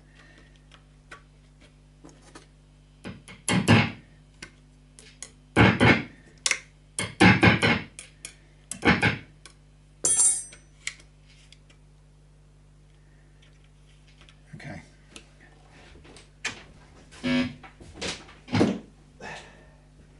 Right. I'm going to call that quits. I know it's not exactly, but you can't see anything anyway. But for the purpose of it, I'm going to tidy up, get everything sorted out, and then I'm going to put the covers back on, wire it up, and take a couple of pictures. But that'll be it for tonight. Okay, so thank you for watching, and I'll see you soon.